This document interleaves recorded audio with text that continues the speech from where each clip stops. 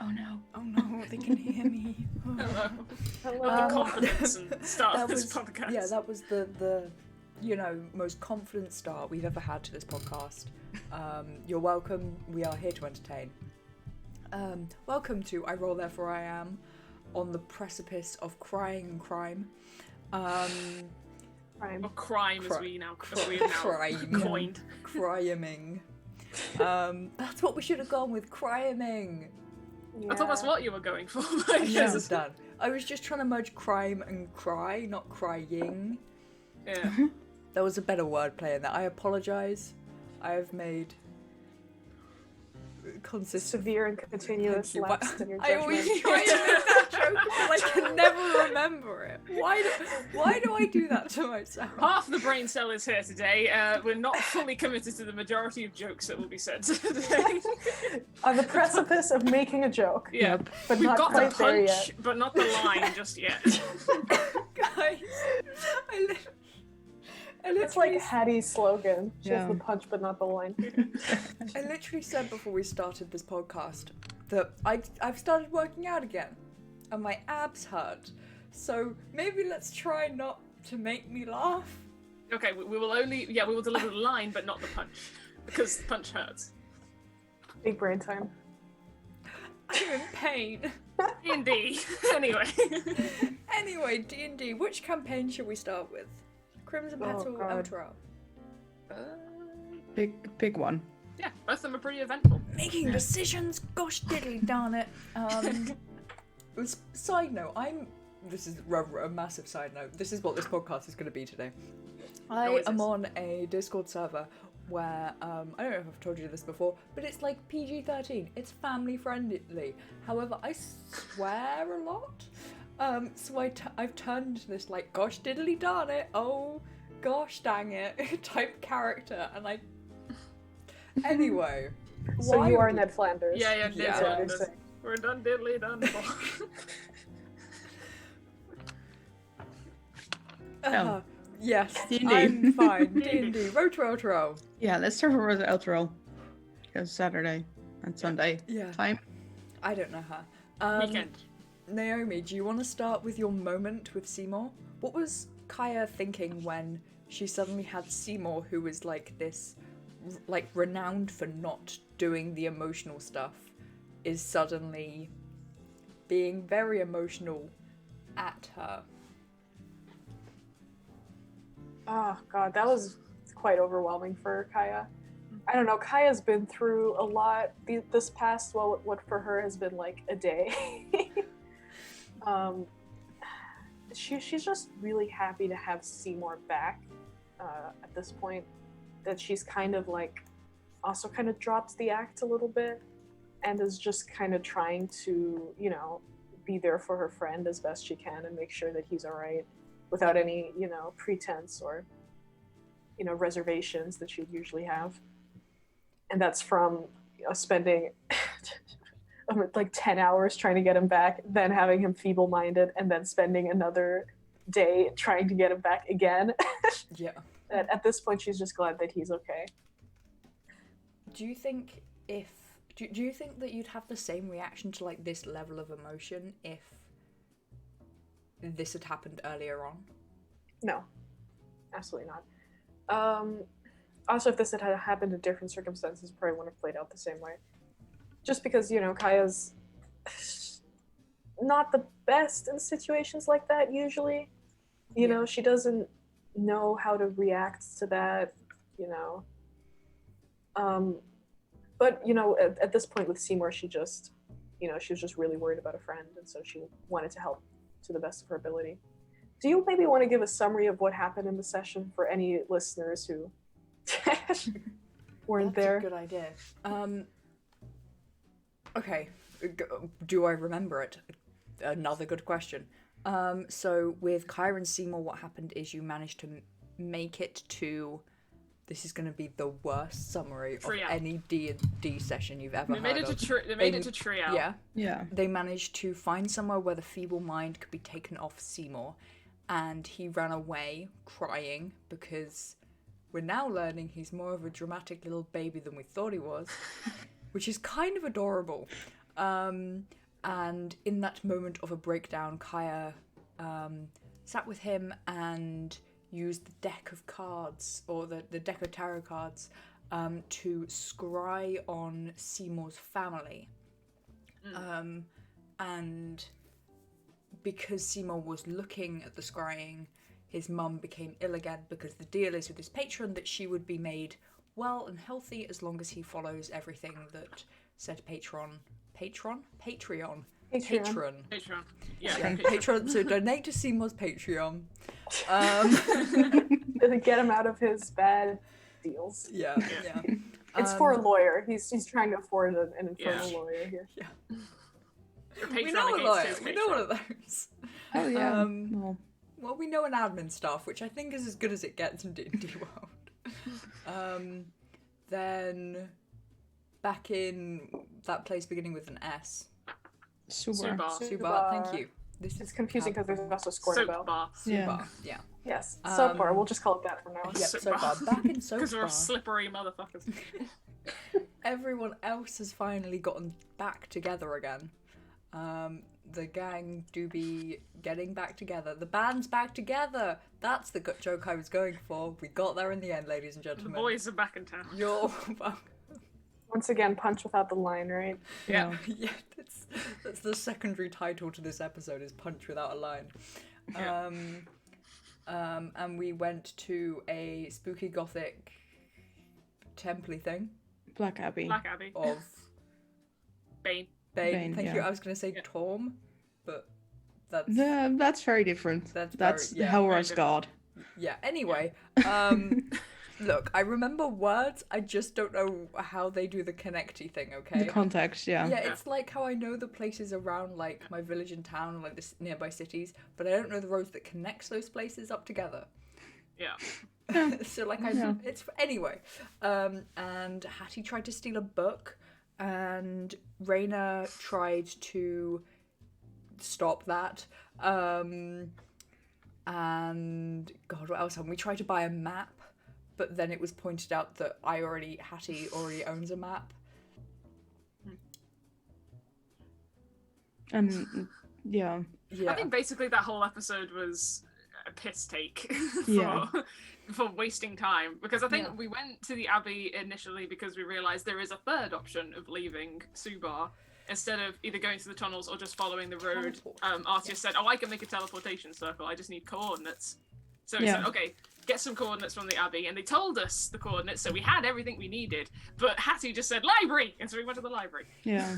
Did I they tell you the wasted coordinates? some I thought they. No, we didn't really get the coordinates. We No. got that there's a teleportation circle in Scornabel, Yeah. which maybe we can get information about in another city. Like Yeah. if we go back to Waterdeep or to Baldur's Gate, Yeah. we might get information about the teleportation circle in Scornabel, which could like make our travel a bit easier.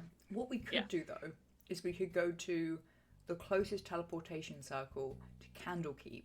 Candlekeep will definitely have the coordinates for it, and then we could go to Candlekeep and then come back again.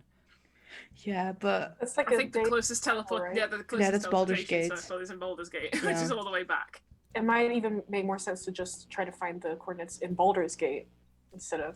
Yeah, it's true. It's really funny it because might just make sense just to walk.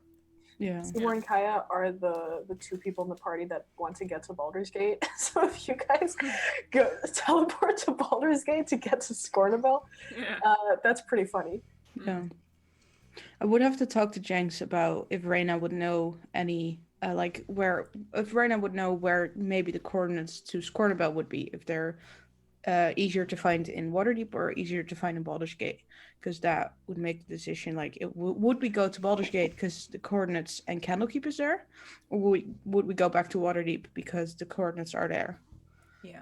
We have to make Either a way, good we're decision.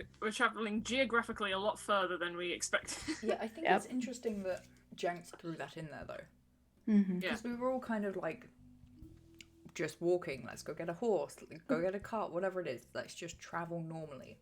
So Yeah. to throw something like that in, Yeah. Yeah. I think is very interesting. Mainly because also we're pretty low level still, level 6, so we wouldn't think about teleporting anywhere. Because you're just like, we don't have the option yet, and we don't know if you have the option, but we have never experienced teleporting before. Yeah, we've seen it. Well, we saw it at the, what was it, Dragon Spear? Yeah, Dragon Spear, yeah. But we didn't observe, but we were stupid enough to not observe what happens in a circle and what we need for it. Huddy the symbols. Yeah. Yeah. That's going to be interesting as well, because there's the case of like, oh, we can either travel towards Deep or Baldur's Gate to then find coordinates to then write down, but then we kind of come up with the idea where it's like, well, if Arceus knows a correspondent who already knows the coordinates to Scornabel, how would they communicate the formula to us? Because you can only have words in a sending message. Yeah. Maybe we could do a kind of, okay, if I scry on you, could you draw them out for us? Or That would open a work. book with it. Yeah. But we don't have scrying. Kaya has scrying. We messaged So we would- Sakaya to scry Yeah. for Hi, us. can you scry Yeah, on this for person? that- They're going to open a Karma up. book. You need to memorize it all.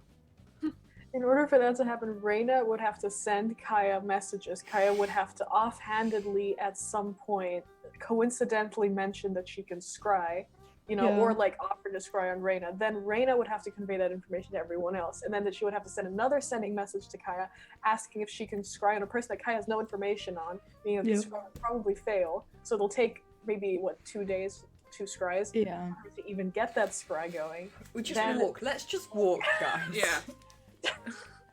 It just, again, doesn't seem particularly real. And then, after she sees the book, how's she going to get that information to you guys? Yeah. Draw Well, it on something and then walk or take a horse back to Suvar to where you are on a 4-day journey. I don't know about that, you guys.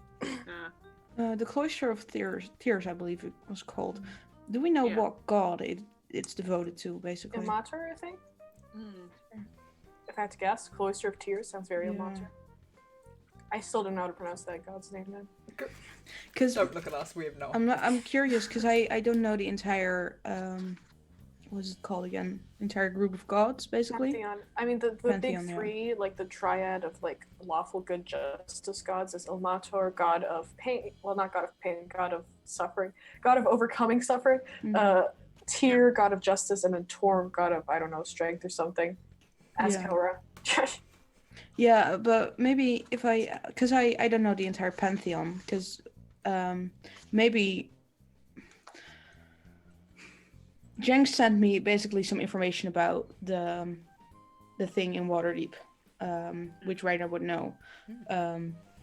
So if Raina would know the entire pantheon that's in there, maybe they would have, if that god is part of the entire pantheon, maybe they would have information for the Cloister of Tears again.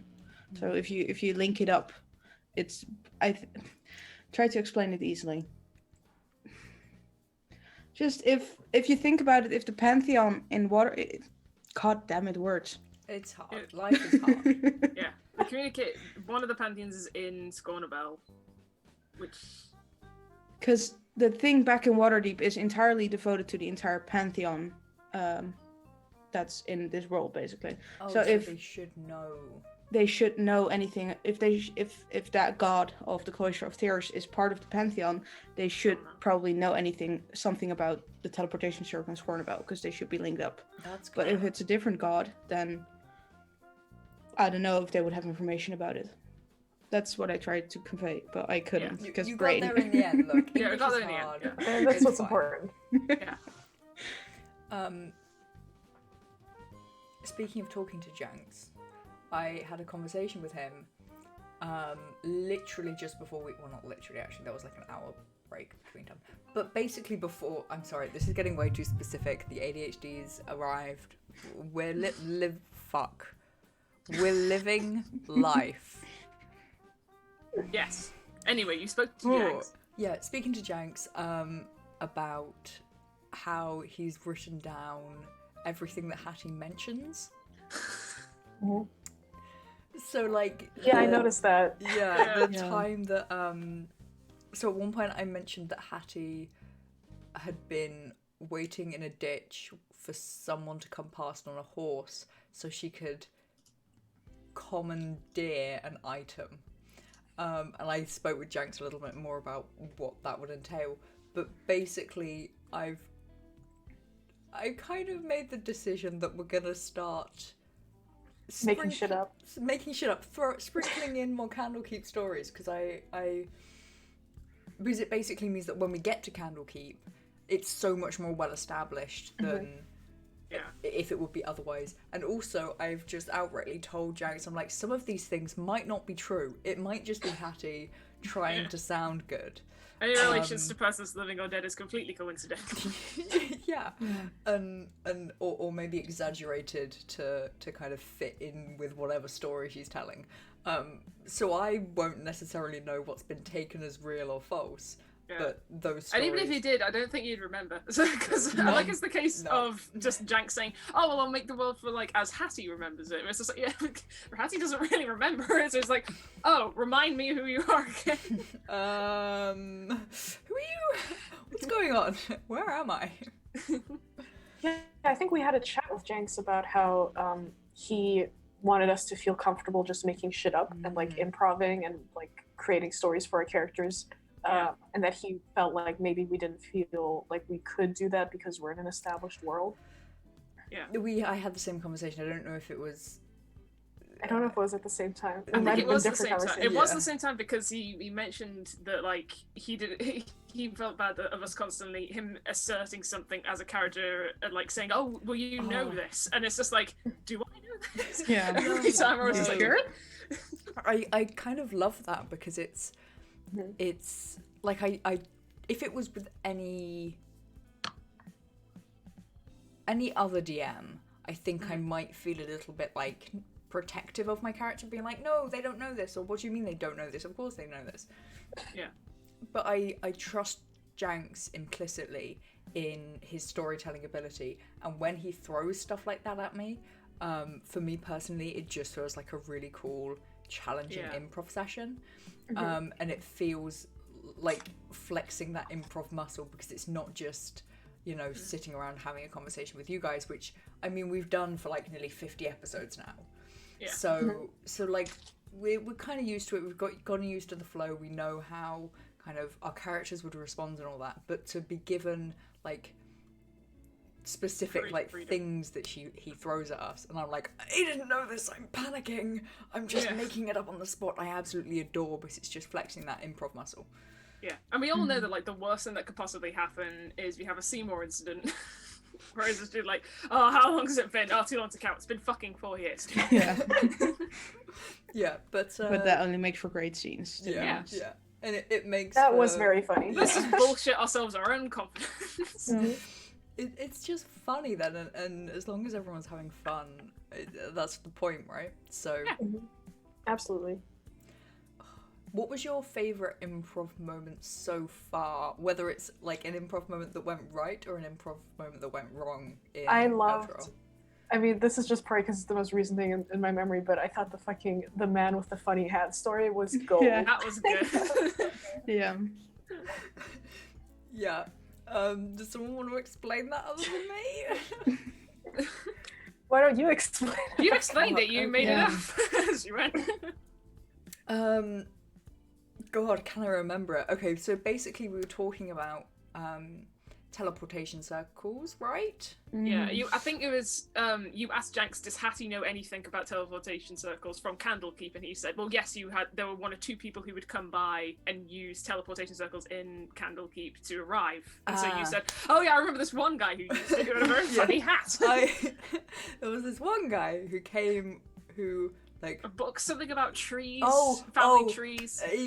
Someone came. The story Hattie told was essentially a man came to Candlekeep, and the idea of how you get into like working at Candlekeep is you come and bring a rare book that isn't already at Candlekeep, and this man did that, and it was a rare like family tree book genealogy thing, and it proved that there are people related to a royal, like a king or royal family member, that hadn't previously been known about. So to go and kind of confirm the legitimacy of it, Hattie went with some mage to go see the king, who was wearing a funny hat, aka a crown, and he was hanged. Oh, it was a crown. Yeah, that's what the funny hat was. It was a I crown. didn't register that. Yeah. Yeah, this story was essentially that I was thinking just a hat when you said men, funny. Yeah. men in funny hats don't like finding out they have extra family. And Yeah. you could connect that to the feckin' prophecy that Oh, Jenks has now no, threatened you with Yeah. about a lady from the woods bringing down the end of a king.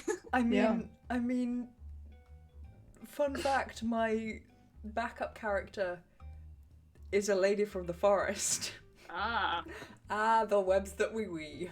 Yeah. Well, the I don't know, the branches we set that Jenks then weaves a web from. Yeah, we just kind of dance along, throwing things out there, and we turn around and Jenks there's a picks them jungle. up and then sews it all together, just Yeah. like, I have something. He takes a stick and weaves everything we create on the stick and Yeah. hammer in some spikes and just waits Yeah. around the corner to smack us in our faces. Yeah. Yeah. Sets off the fucking That's a trap. great analogy Yeah. for what's going on there. That's Jenks, an incredible DM. Yeah. Ow. I'm fine. It's fine. You're right there, Micah. I have never been alright a day in my life. Good. I feel like I've said that like many times. On Every time we ask if you're alright, you do say some kind of rendition of that. Yeah. Okay, I don't know her. Always crying, but crying with a K, if that's what okay said. Anyway, there's a good gag in there somewhere. Again. The punch, but not the line. Not Yep. just yet. We'll reach it eventually. Yep. Oh god, what are we doing? Jesus Christ. I'm just trying to think, was there something else on our end that we needed to No. talk about? I think God, the cards and scrying thing is so cool. Yeah. What Yeah, other things can the cards do? Oh, I'm so yeah. intrigued by them. Should I Yeah, like show yeah. off my new magic item that Do James it, do it. gave Show me? it off, show it off. He gave me a whole ass like short story along with the cards too. I Oh, can shit. read that too if you want. It's a little long. I mean, yeah. Let me Hang just on. pull up my character real quick. Might take a while. My internet is shit. Okay. Anything to So, yeah, stop the Talk unrelenting amongst yourself. passage of time and fear. Yeah, in mind. question to you, Becca. Because when the person, what's his name again? The steward Black of Abbey. Yeah, I the don't steward know. of the Black Abbey. I can't remember. Something. Heptus? Heptus. Yeah, Heptus. Heptus. Right. Heptus, right. Yeah. When Yeah, Heptus it's Right long. asked Hattie, like, what library, why didn't she just say Yeah, why didn't Candlekeep? she just say Candlekeep?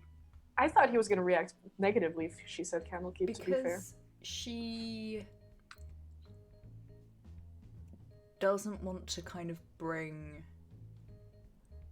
dirt to the name of Candlekeep. Like I've said this before, Hattie is aware of like who she is and what she's like. Like she's not quite as oblivious as she lets on. And the fear in that moment was that it would then be something that could be used, because although Hattie didn't understand why everyone else was wary of this place, she was aware that they were, based on that stupid friggin' roll that I did. Anyway, she was aware everyone was wary and wanted to leave quickly and didn't want anything to actually do with them. So the idea of giving them this kind of piece of dirt, something that could be used as blackmail against Candlekeep, it just didn't sit right with her. Like, it wasn't worth getting a cool diary from a pirate to then, like, potentially having to have someone cover up for her because she tried to steal something. And at the end of the day, if Candlekeep did ask her to steal something, she would. However, generally, it's not how Candlekeep works. That's fair. That's Like- actually a good point. And knowing the fucking Bane, they would probably use that to strong arm Yeah. Candlekeep. Yeah.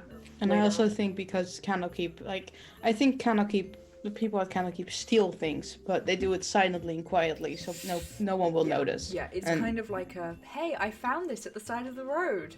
Yeah. Happy birthday! Please don't ask where I got Yeah. it from. Yeah. Yeah. If he was to open like the doors to Candlekeep, people will say, "Oh, they have access to all this stuff. How did they get a hold of this stuff? Because this was supposed to be highly protected." And then they say, "Oh, these people have been taking stuff." Yeah. Yeah. All right, so Nelly's Bone Tarot. It's a I'm wondrous gonna item. give me a minute. Let me turn the music down because it's not quite tiki music, but it's not. Those It's two Bone not tiki tarot what I'm music. music. going for, you know. All right, so the spells I can cast with this tarot deck is once a day I can cast Bane, Bestow Curse, Detect Evil and Good, Detect Magic, and Scrying, which is already pretty cool. And then the short story he gave me with this, let's see. There's many places where the name Nelly Longarms is whispered in terror. She's the boogeyman mothers use to keep their children in line, and the cautionary tale for people who find themselves in dire straits. Some stories say she travels alone, while others say she travels in a group of 3 hags. One of the lesser-known Nelly tales, as they are known, gives a glimpse into her mysterious history. It's been said that old Longarms ranged with a few folk, but didn't much care for it. She preferred her former stomping grounds, where lots of desperate folk owed her favors. Still, she liked the power of 3 a bit more, and the Alder said she could teach her things. Longarm was ready to learn. She crafted herself a deck of cards using all the knowledge from, I think it's Elder, but it's spelled Alder, so I'm not sure. A pretty painted set like the kind you find at traveling shows, but old Longarms, rotten to the core, put a bit of herself into those cards as well. Them cards would play cruel tricks on folks. Longarms would drape herself in glamours, offering fortunes to passerby, then twist them up in knots with her cards. The Alder, though, she kept an eye on all things and didn't much like the ruckus those cards were causing. So she went to her work, crafting a box of bone, using magics she hadn't taught old Longarms, nor never would, and shut those cards away. You ever find a card lying in a strange place, you best just leave it lie, because if it's one of her cards, well, you've just sealed your fate. Okay, that's cool. A heck of an interesting And- thing for Kaya to have as well. Yeah. Little fucked up, yes. And so there's Corrupted Fate, which is the regular thing that the cards can do, which is just read fortunes. And then there's also minor properties. While attuned, attackers using iron weapons gain advantage on you. Animals within 30 feet of you are hostile towards you. You gain proficiency and insight, and you have advantage against being charmed. I'm really curious how the hostile animals thing will end up eventually. Like how Right. that will. You have to write on someone else's horse.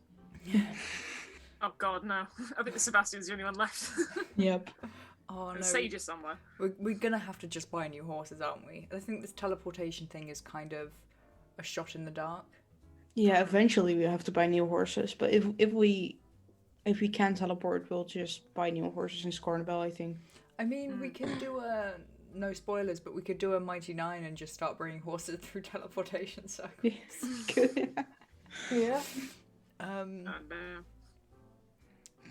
Man, it's a good story, though. I think Yeah. Janks actually did make that up. Yeah. it's so cool. Like to have such kind of like, I love that if you find a card just lying around, don't touch it. Like Hattie would be like, a card, and like this could go wrong very quickly. Yeah. Yeah. It's just, in fact, the bone box is made to protect the cards, but it's just like, don't put them anywhere near Hattie, because it's like Pandora's box. Like, Yeah, but to be fair, Pandora let out all of the horrors in the world, but also hope. yeah, all the horrors and just the one. Singular hope. The Yeah. singular hope. But I mean, And the 3/4 of lesson a of brain that cell. tale was that hope was the cruelest trick to play on humanity of all, Yeah. right? Yeah, Yeah. Because it that's made true. people hope. And One little in the- wafer thin hope. Yeah. Well, you know, there was hope, I guess. It was. Yeah. What? I keep asking this, but we never get to the bottom of it. What are we expecting in Eltero? Don't know at this point. Hell. Hell. How? Yeah, Thing is- Yanogu Rising, man. Yeah. Knolls and shit. Yeah. I mean, We're seeing a little bit of that on like the outskirts of it, so yeah. Maybe I mean, vampires. yeah, maybe. I don't know. Doesn't Elturel have 2 sons? Do I remember correctly? Something like that. Like Yeah. sons as in sons or sons one of as them in... going out, one of them falling. Oh, Jesus. That'd be Oh, pretty. yes, sons.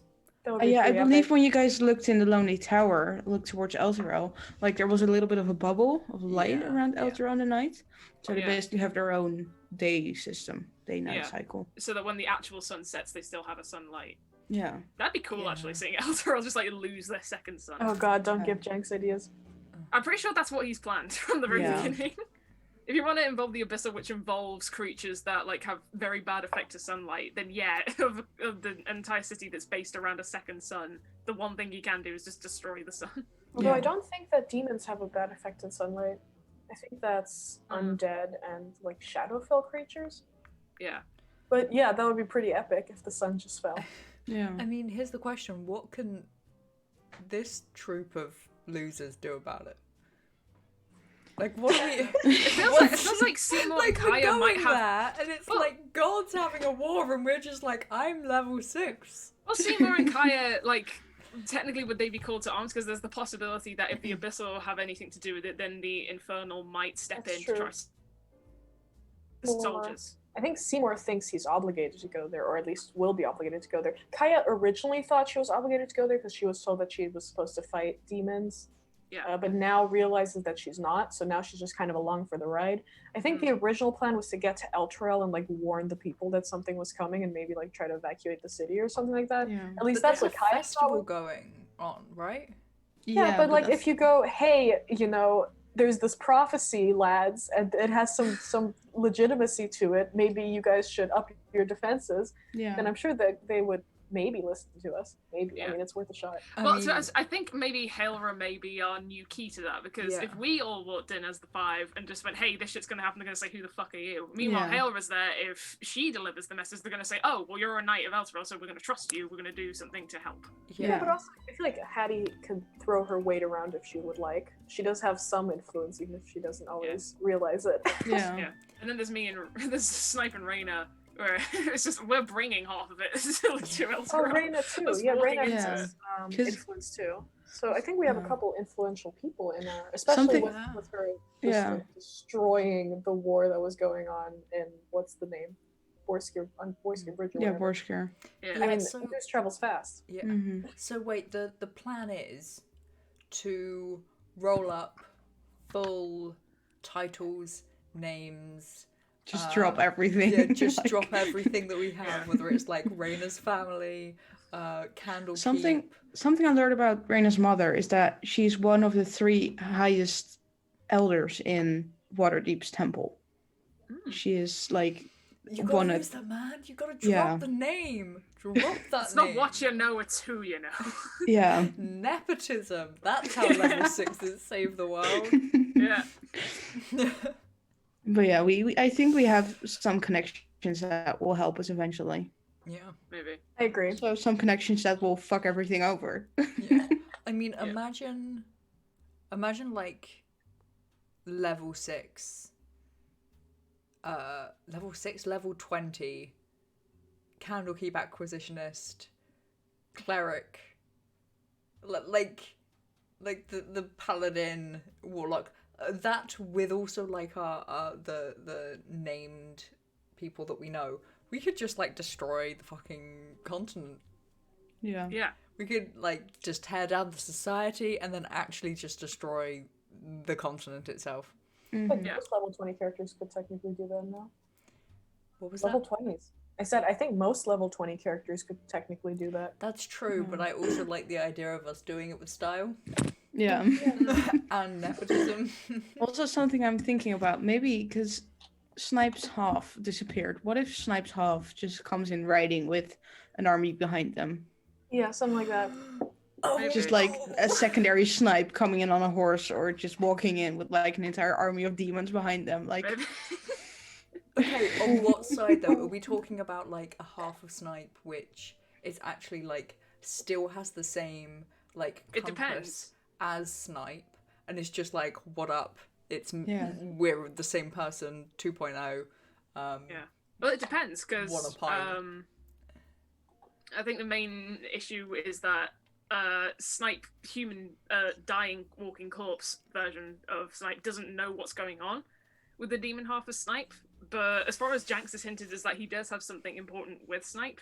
And since Snipe basically threw a message out to the fucking whoever the fuck was listening in the god planes to say like, oh, if I don't get the other half of me back, like feel free to fucking kill that half of me because they're very dangerous and could fuck everyone over, not just like a form of power grab, but just the case of like, do you want to harness the power of Snipe or rip a black hole in the center of your whole world? Yeah.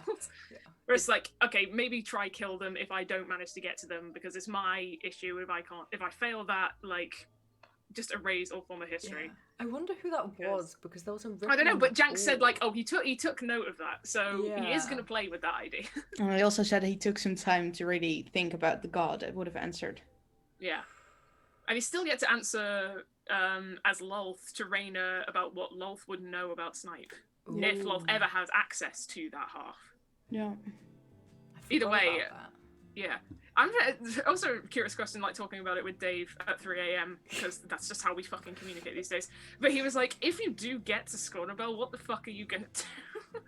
You're looking for Dave. Well, Dave doesn't know anything. All right, Seymour missed that session. Yeah. He never looked it back into it. He doesn't know what we're up to. But Nope. I mean, we know that you have to find that elf guy, right? Yeah. But then because the case is like, well, what am I gonna do? Like when I do meet him, like how's he gonna be?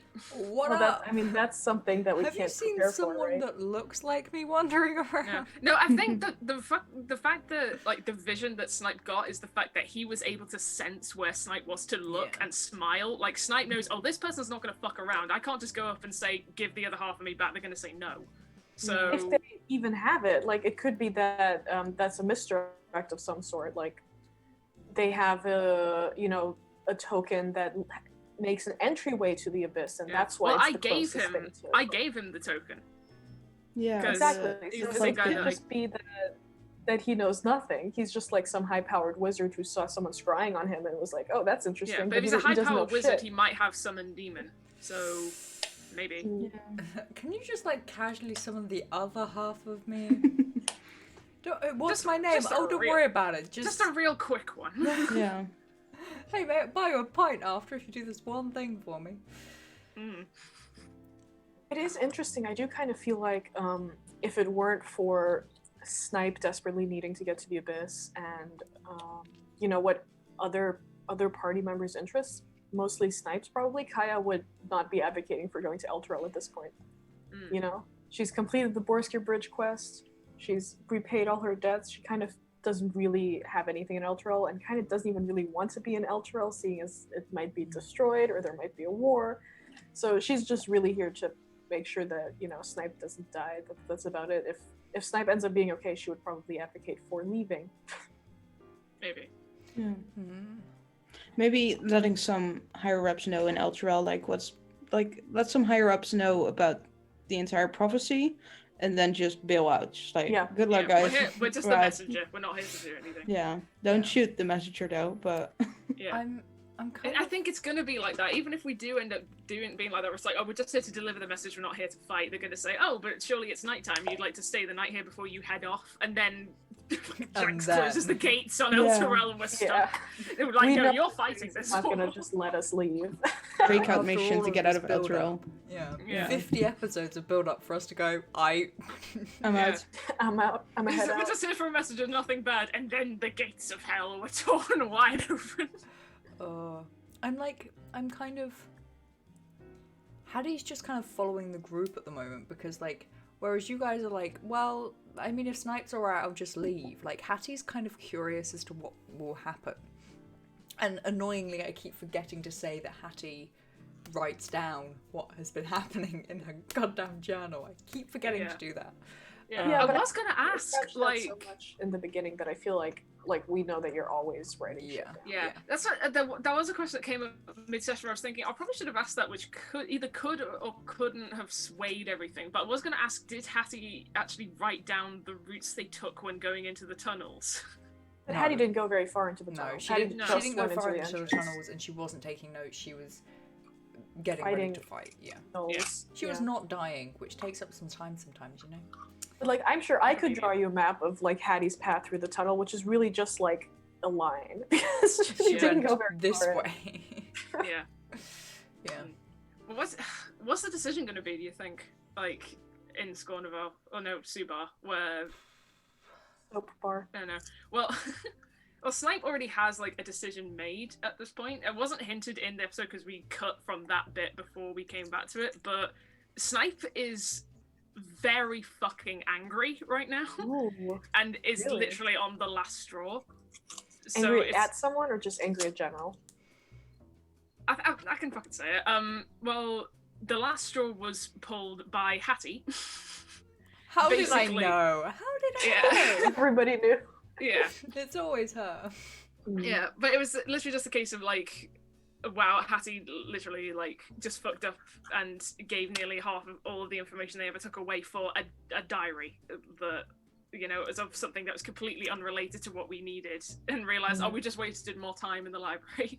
So Snipe is now at this point where if we don't figure out the whole like teleportation circle in Subar thing within the next hour that we have in game, Snipe's gonna get on the horse and fucking book it, regardless of like everyone else following them.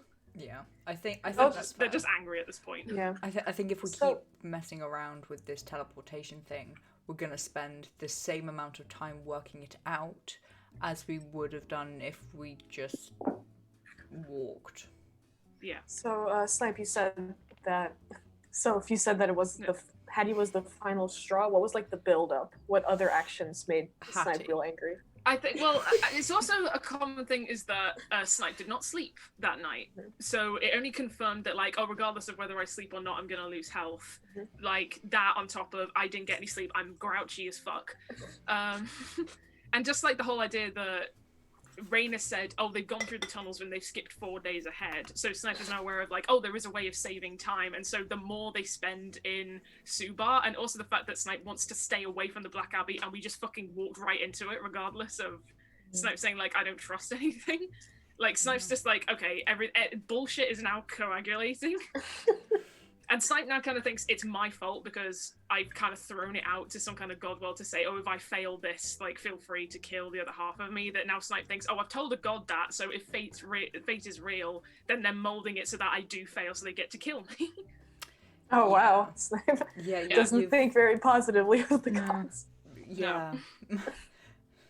Not molding fate to help you get back your other half, molding it so to stop you so that they can have the pleasure of killing you. Yeah. Yeah. Does is Snipe planning on also telling a party member to say if I die, try to find the other half of me and kill it? No, Snipe has something to tell the others of what to do if they fail, but it's nothing to do with the other half of them, because I think Snipe is now Is it yeah. about the river? slightly, yeah. No, don't make That's us the cry. that's the only will. That's the only dying wish Snipe has to tell the others before they fucking realize, yeah, I'm gonna die. But That's no good. yeah, but in terms of like the demonic side, Snipe has got a slight suspicion that there's a slight thing that is attached to the demonic side that is extremely dangerous towards other people who don't know what they're dealing with. So Snipe thinks that this guy who's got the other half of them, like this elf that we're trying to get to Scornival for, has been slightly corrupted and is now using that half of Snipe for his own advantage, which is very dangerous. So Snipe is in the situation where it's like, yeah, I'm just not gonna piss about with demonic shit. I don't know what does anything anymore. What a I'm just gonna plan. fucking What a plan. I'm just gonna go find me and keep me to me and just fuck off. Yeah, I'm not gonna fuck around with demonic shit I don't understand anymore. That's Because I am now the demonic shit that no one understands. oh Yeah. It's Well, also Snipe's got a lot horrible. going on. It's also horrible because Snipe is dying of old age, basically. Yeah. So they can't be That's brought the- back in any way No. yeah. because resurrection doesn't allow bringing people back who died from old age. No. Yep. Wow. Oh, something I was thinking about is so sending can technically traverse into different planes. If we knew about your river, the river, do you think we could send her a message? through Is it sending? another plane or another world? It's entirely? another world entirely. Yeah. Which is the thing where it's like, I don't think anyone who like even has very high spell powers can do anything about it. It's literally the case of like the fabric that makes planes to just deal with that. And so as far as Snipe's concerned, maybe that's just the nature of the world we have. So it's like, don't ask someone to do anything, just like do this with me and just let nature do whatever the fuck it wants. Let fate decide what the fuck happens. What if we go after Snipe? If Snipe dies, after Snipe has died, what if we go on a quest to the other world and try to find Morrowind? Like, what if that's one of the next arcs we're gonna try to complete, basically? I don't know. That's Janx's decision, really. Yeah, but that could be Question is, fun to mess around with. Is it? Gameplay. It feels like it's very, very difficult to do that, and especially to do that. Like, I feel like it would probably be possible to get Snipe back since they're from that world and were sent there to begin with, so there has to be a way back. But is there a way for our characters to get there? And if there is there a way for our characters to get back?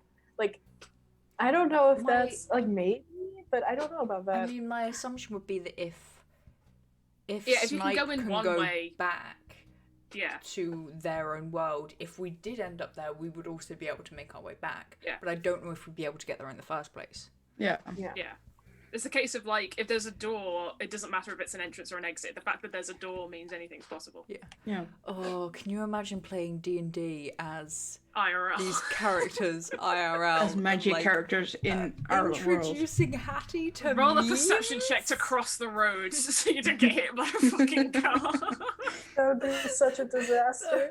That would be so fun to play out, though, because our magic characters who know the world they're in right now, get dropped in the world we live in, basically. That'd be interesting as well, because there's so many things that, like, Snipe hid from the others, like, especially Seymour. Snipe kind of hid the idea that in the real world, like, humans seem to be the common, like, races amongst people. And if I said, tieflings, they call them devils, and we see you as awful, like, we see you as, like, visions of evil, I don't think Seymour would like that, because his personality is built on the fact that is a thing that he hates. Yeah. Oh, That's also true in D&D, to be fair. Yeah, but it's like Seymour has a bit of like severe IRL where it's like, there's no tieflings in my world. Seymour has a bit of an advantage because he can change his appearance at will. Yeah. Yeah. But the Raina and question Kaya is, would have a bit more of a difficulty. would we, basically, would we Yeah. have access to magic in that world? Oh, that's a good question. If you have access to components, then I think component magic most definitely, because you can Yeah, use it but to craft what if, stuff. what if it was like a thing where the same way that Snipe going to the D&D world had like rogue stats and shit, and could do all of the things that make sense in D&D, but not the things that they would usually be able to do in their own world. Yeah. What if we were just like, we all just became like what would be normal for that world? We're just all like humans all of a sudden with like no magic or anything. Yeah. Or the 'Cause- question is, were the rogue skills developed after you arrived, or did you just turn up with them? Because that means that. Well, no, technically for Snipe, for their original character, them going into the D&D world was a downgrade, because in their home world they had more powers. So it could be a case of like you come into the real world and you have a lot more to do. Like you're able to do more. Yeah, Suddenly we're like level 12 or something. I think the only difference would be that in this world you could do magic tricks, and all that will happen is that it'll go on the internet and people say, "Nah, it's a hoax. It's a hoax." Like, it's not Everyone's real. like, nah. It's just camera tricks, dude. I'm Fucking curious what will Photoshopped. happen to divine energy and divine magic. Oh yeah, you would be cut off. Investigating Completely religions. cut off. Yeah. You could probably not do magic then. No. Raina will be completely cut off to every god in every world. But Well, it could be, Hattie or maybe could you just still find punch the people. sister version of it in this world, like Yeah. if there's a god of nature, then just like reconnect to it via this world. Raina becomes a pagan. It's just. Use It's like that block. your wireless internet isn't working, so you have to get like a LAN thing and like plug it in directly. It's like Raina has already like become a cleric for all of the gods of the D&D world and is now like making their way through like the Abrahamic religions. And Yeah. then You gotta get through all the pantheons, man. Yeah. you better catch them all. Yeah. God. God, that would be interesting. Yeah. I wonder if someone has actually done that, like made D&D characters just thrown them IRL. Yeah. Someone's definitely done that before. Yeah, Probably. I think so. Yeah. I want to know, Jenks, if that were to happen, How what- much of a headache could you how have? much of a headache would we be causing? No. How would it work? From what we've been talking about, is the idea that we would be without powers or without access to magic true? Or would we go and be more powerful? Or is Well, it yes. the process of travelling between worlds making you weaker. So technically, we would be made weaker by the travel rather than it being something about the world themselves. Well, and here's the magic, thing, or... like, the only reason you'd be going IRL, in the context of, like, Road to Elturel, the only reason you'd be going into Snipe's world is to have any relations towards Morwen and Snipe's connection to that form of river deity. That is on par to just IRL folklore. Oh, that's true. So that it's just cryptozoology. It's literally just like any form of cryptids, any folklore, any fairy tales, grim fairy tales, which is based onto. It's just based on fairy tales. Yeah. Right, it wouldn't be our world, it would be the world that Snipes from, which where like cryptids and shit are real. Yeah, right? You're not in IRL. You'd probably, when stepping into the Snipes world, it would be in IRL, but you just need to find the doors that goes in the back of IRL. Yeah. The back doors of the backstage of the real world. Plane hopping in Snipes' world instead of in our world. Yeah. That would get confusing quickly. Would you give us a 101 plane hopping my world? Maybe. Possibly, if I was to suggest Janks, if he was to do that, just read Neil Gaiman's Neverwhere, which is literally a book about, like, there's London and then there's London below, which is literally every single fairy tale about London living underneath London. Yeah. You know what would be really cool if, like, because Carmen pointed out that we would probably only do that if Snipe were to die. What if Janks let you run like a session of the campaign? Oh my god, no! World? Yes. Snipe would be dead. Janks comes in as a guest character.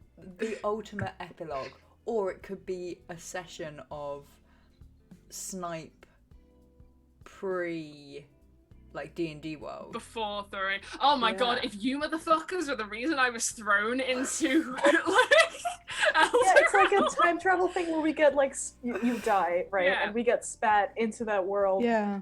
And then like you who have never met us before meet up with us and we go on like an adventure. Oh, that makes sense as well, because in Snipe's world, like, anyone who's not human is technically within demon territories, and all Snipe says is, oh, I was thrown in here by a demon. So that could mean anyone, really. Could have been Seymour. It's like, fuck you, Seymour. That's the reason I hate you. That could be so fun. That would create so many more layers of like going back and watching. We've just created a subhead. Okay, so just created so a new if you now fucking have to like start dropping cryptic hints that like you know us more than we know you. Damn it. And that you've already like like you haven't lived it, but like you've heard about what is happening right now. Yeah, you have to throw in like, oh, that's classic Hattie after Hattie does something. Well, in saying that, I have one of the reasons. Like that. One of the reasons that Snipe like holds Kaya very close to their heart is because it reminds them of two of their closest friends IRL back at home, like a combination of the two. Where it's just like, you remind me of someone. I was just thinking, oh, it's my two friends, but it's like, no, you fucking threw me here. Yeah. I will get my revenge. And that's how why you die. Could you imagine if So started to throw in stuff like, oh, you're so different right now, or oh, this is not you. Like, well, I did that last session with Hattie. I was like, Hattie, this isn't like you. Yeah. I've sown the seeds. I've seen the harvest. What have you done? No, that's all along. That's why you so let cool. us capture you. Yeah, and when we level up and start being able to do new things, you can be like, oh, you can finally do that. Oh, fuck, and I fucking foreshadowed Kaya as well. Like, first session, the one thing I told Kaya before going to bed on our first, like, night sessions, I said, don't get yourself killed. Got killed! Yeah. Oh, fuck. no! This is 5-head shit, right? Yeah. Canon now. Oh god, and Janks listens to this. Janks, I'm so sorry. Yeah, Janks is gonna listen to this no matter what. Janks has just paused the podcast and he's just gone, well. put his head in his hands. Seriously making notes. God damn it. What are some of the like big abilities we get later on? Could you imagine if like, I don't know, Kaya started using like animate objects or whatever, and then Snipe was like, oh yeah, I remember, and then like stop themselves or something. Yeah. Like that. You should wait until lunch. I hear it's gonna be great. God damn it. Oh, Jesus. Wow. That's amazing. Oh, if that be the case, then that's the reason Snipe feels like they're gonna fucking die in this session, because they know they're gonna die. Yeah. Oh my 'Cause god. it's been foreshadowed. God fucking damn it.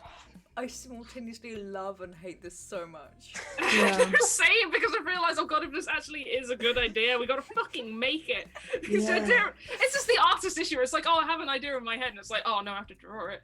I don't want to draw it. That's like the scary part. Like it would, continuity-wise, it would make sense within what we've Yeah. established, and that's kind of scary, honestly. Yeah. Yeah. Yeah. Fucking hell. That's God damn it. it's cool to mess around with eventually because Yeah. it's just such a cool concept. If we just get a message from Jank saying like, oh yeah, we're gonna have to like make the sessions fortnightly, and it's revealed, oh yeah, the sessions were not done. I've just been fucking writing this sub arc for all of you. God damn. Yeah, if Jank sort of says, yeah, I can't do tonight's session, we gotta be fucking worried. Yeah. If this Saturday he can't do it, we've gotta. Yeah. But I think it's cool because you created a character that's from a completely other world that makes this kind of storytelling Yeah. possible, which makes it even cooler, basically. Yeah. Could And I you- will say I do have a small book of like just me putting down ideas to make the world that I have for like OG Snipe. So if Janks was to say, okay, let's do it, I could just hand him the fucking book and just say, here's all I know. That would be so cool. Go mad. But could Oh you my. imagine if like the story arc became trying to save Snipe in the past, or like stop? What if we created a paradox? Like now shit's getting What if weird. we got 4 snipes? Because Multiple there's snipes. there's Oh, no, two infinite normal snipe. snipes and then 2 like shadow demon snipes. Yeah, There what, would be Yeah. 4 of them. Maybe we what could if the all merge shit them that's happening at together. Elturel is basically the new It's the second snipe part. coming It's the back split again? paradox snipe Yeah. who didn't die coming back saying, Oh, hey, yeah, I'm one of the- bitches. Yeah. Like The Snipe shit coming happening from their out world now. to our world again. So there are basically It's- 2 Snipes right now. This time Oh, leveled up more. Yeah. Yeah. God damn. the poor little Beltrell is just Snipe coming in with all of us from the Yeah. Just like, I'm Just- here. Us level 15 and we're like, oh. Adventure type powerful. battle. Who are you? I'm you, but better. Stronger. Yeah. It's like, I wow, where did the understand. social anxiety go? Yeah. We're so sorry, Janks, for We're revealing sorry. all of your big plot twists that Yeah. you were definitely We've 100% ruined it. We're so sorry. Yes. Yeah. Oh god, that's just gonna be in the back of my head now. Every time we're in a Yeah. session, just like, oh god, I'm so scared. Yeah.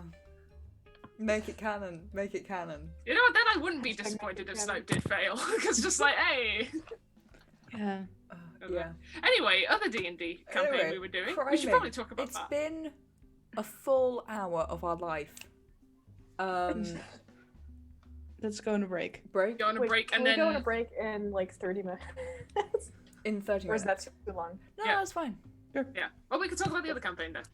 The Yeah. other campaign. The jailbreak. Yeah. Do you wanna wait? Were we all in different? No. Do we have one person from each? No, we don't. Do we? No. Okay. It's No. Mila, Rascal, and Boy, and then you with Yeah. Oakley, and then Oakley, Annie with yeah. Annie, Theo. Okay. Yeah. So We need to get more people on this podcast. Yeah. I've just changed the layout, man. I think it would be too chaotic to have more than 6 Yeah. or 5 people on Yeah. a podcast. But for reference to the audience, what happened? What happened? We were taken to a big orc guy who slowly revealed himself to be a fucker. Just like so reveals himself to be a motherfucker that Oakley knows and Kia knows. Yeah. So Kia gave him probably- a massive scar down his eye.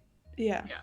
Something we found out of characters that they probably eat the kids Yeah. or the adults. Yeah, I think we all wasn't- reached that conclusion as well when, like, Dave just said, "Oh, the adults look like feeble and spindly, Yeah. whereas the kids look rather healthy." And it's like, oh no. Yeah, I and didn't he's even pick up on With that, some and then hands-on like gravel. in like the Discord group chat that we've got, Carmen was like, "Yeah, they're eating the kids." I was like, "They're fucking what now?"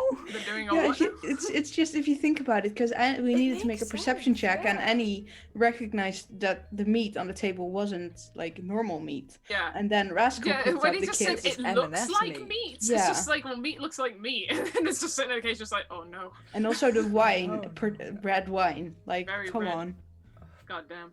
he's drinking Lady something that Dimitri looks like red wine. Like, Yeah. come on, okay, yeah, no, Yeah. this is Fucking Resident Evil village of Yeah. the wine made with people's blood. Yep. Yeah. Yeah, then we were in jails and we all managed to break out using different skills. Yeah, the 3 ways of breaking it. How to get out of Just jail. pure 3 brute ways. strength, Aggression. charisma, and sneak. Yeah. Yeah. Yeah, Sneak? stealth, charisma, and deception. Yeah. No, Also, strength. no, strength. Strength, charisma, Yeah. and dexterity, basically. Yeah. I also love the combination of group that got thrown into jail together, like Annie and Theo together, like the two Performers. theater, Yeah. like expressive people, artistic people. Yeah, and they didn't have anything. Like they didn't have any like many spell components to help, and they didn't really have any like equipment to help them out. But they just said, "Oh, let's just make a scene," so that they just give us the tools that we need. Yeah, and then Kia and Oakley both fighting with their fists and with their bare hands, basically. Yeah. And then both of them enraged because they know who the fucker is. Yeah. And then the smart. Mariska's not that smart, but the smart people together. Just the silence and the mind reader, because Boy and Rascal were both fucking like muted at that point. Yeah. How are all of your characters feeling in the current situation that we've been placed in? Because I feel like there's some interesting, thoughts and feelings going around. Angry. Anger. I angry. Me angry, no talk. Sorry. It's alright. I've spent too much time on Stan Twitter. Oh my god, what's happening to me? So this music isn't helping because it's literally elevator music and it's what is happening inside my head. This was like one of the last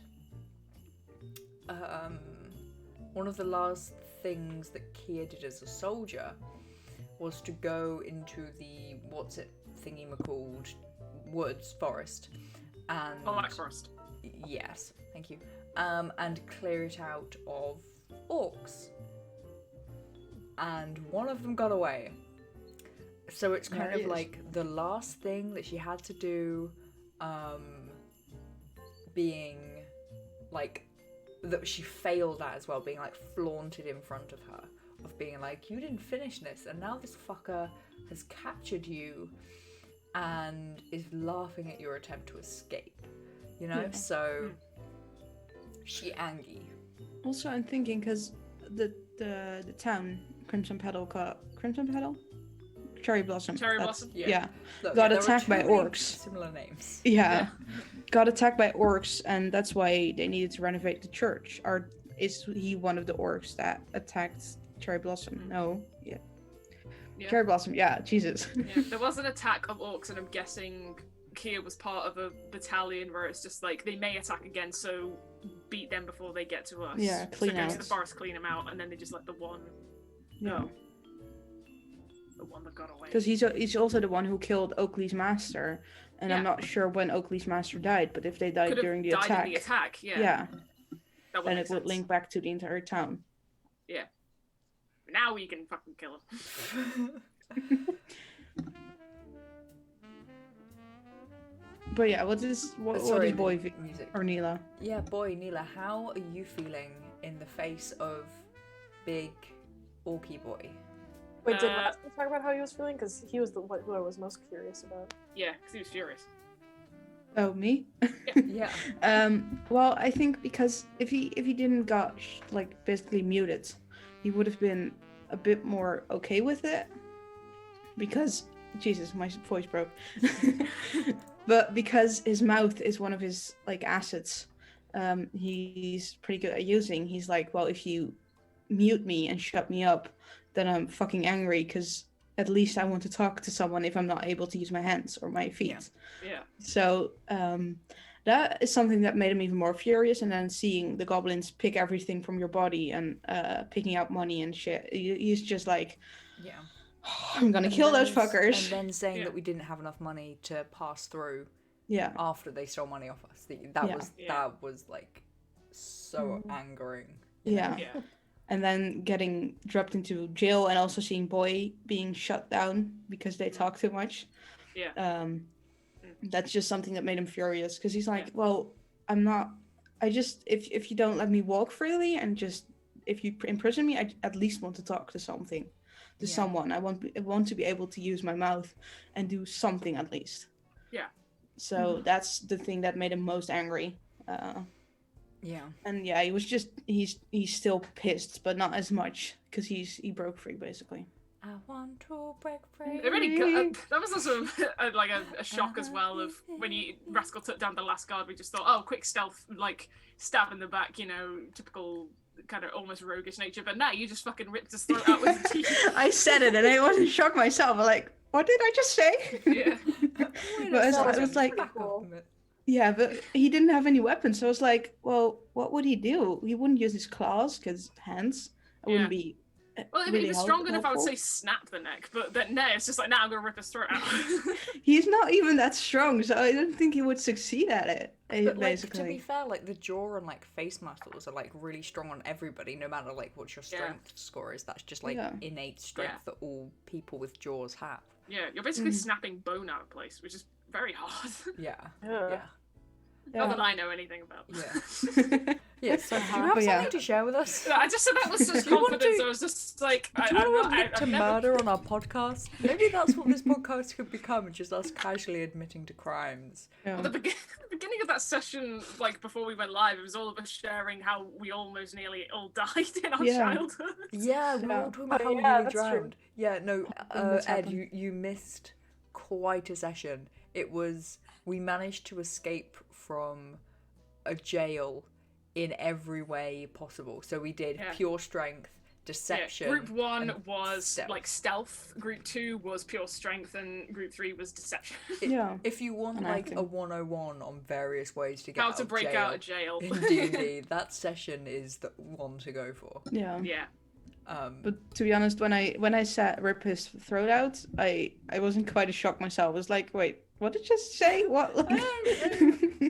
Hold up. It's also one of those panic moments where it's just like, I've got no weapons, I've got nothing, I've got to throw whatever I want. What would I do? I'd bite someone, bite his throat. It's just like, wait, how did I get to that connection? Yeah, and it does kind of link back to not being able to talk. So yeah, I mean, with Kia, it was a case of like the plan wasn't like the original plan was just to punch him twice, because obviously he had no weapons. Hey AJ, it was the English language. The plan was just to punch him twice, but then once he was down on the floor, it occurred to me that I should be being stealthy, so I didn't want him to shout. Hence, stampy stamp on the neck and breaking it. yeah, Wow. it's an I effective just way. imagined you just fucking eviscerated his neck. It's just like a red mist under the foot, and when you dragged his body away, his head was just staying exactly where it was. It's just like, oh shit! You have to go pick up the head. Oh no, that would have been hilarious. Was- I have a question. Was the gold that we found on top of the gold that we already have in our inventory, or was that down to 0 and then the gold that we found we're going to like... I think the gold that we found included our own. No, I think we have our own, and then the rest is like Yeah, we have extra gold. Okay. on Yeah, top. the it's on 1,000 top of- copper, the 1,200 silver, the 1,600 Yeah. gold, and the 7 70 platinum. platinum. We should probably talk off stream about how we're going to Divide it, yeah. Oh, Yeah. Jesus. Or yeah. divide or I make a understand. group Yeah. pot. How's Neela feeling about the whole situation? Because it would be interesting for Neela, because she was trapped with the 2 silent people and just thought, I'm the only one who can talk Yeah. to these people. Yeah, the fear of suddenly having to use deception against a guard, potentially. Did that ever Yeah. cross Neela's mind that she'd have to be the one to talk? No, I mean Neela doesn't have too big of a problem like speaking telepathically.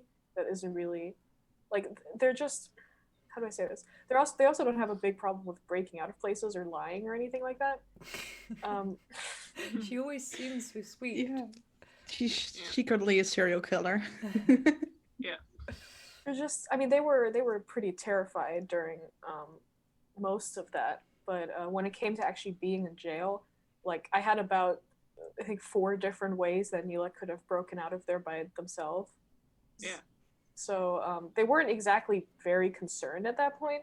They were just trying to help their friends. If they were in a situation that they knew they couldn't escape out of, they would be a lot more panicked. but they weren't particularly worried in that situation. But you also got to keep your like medicine, right?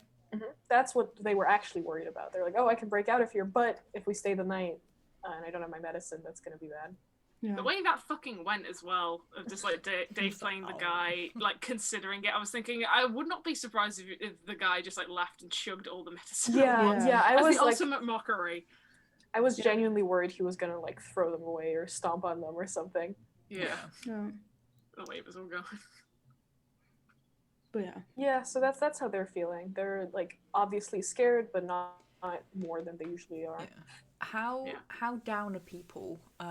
Like spell wise, because I have no rage left for this fight. I don't have any rage. I think Boy's okay right now. Yeah.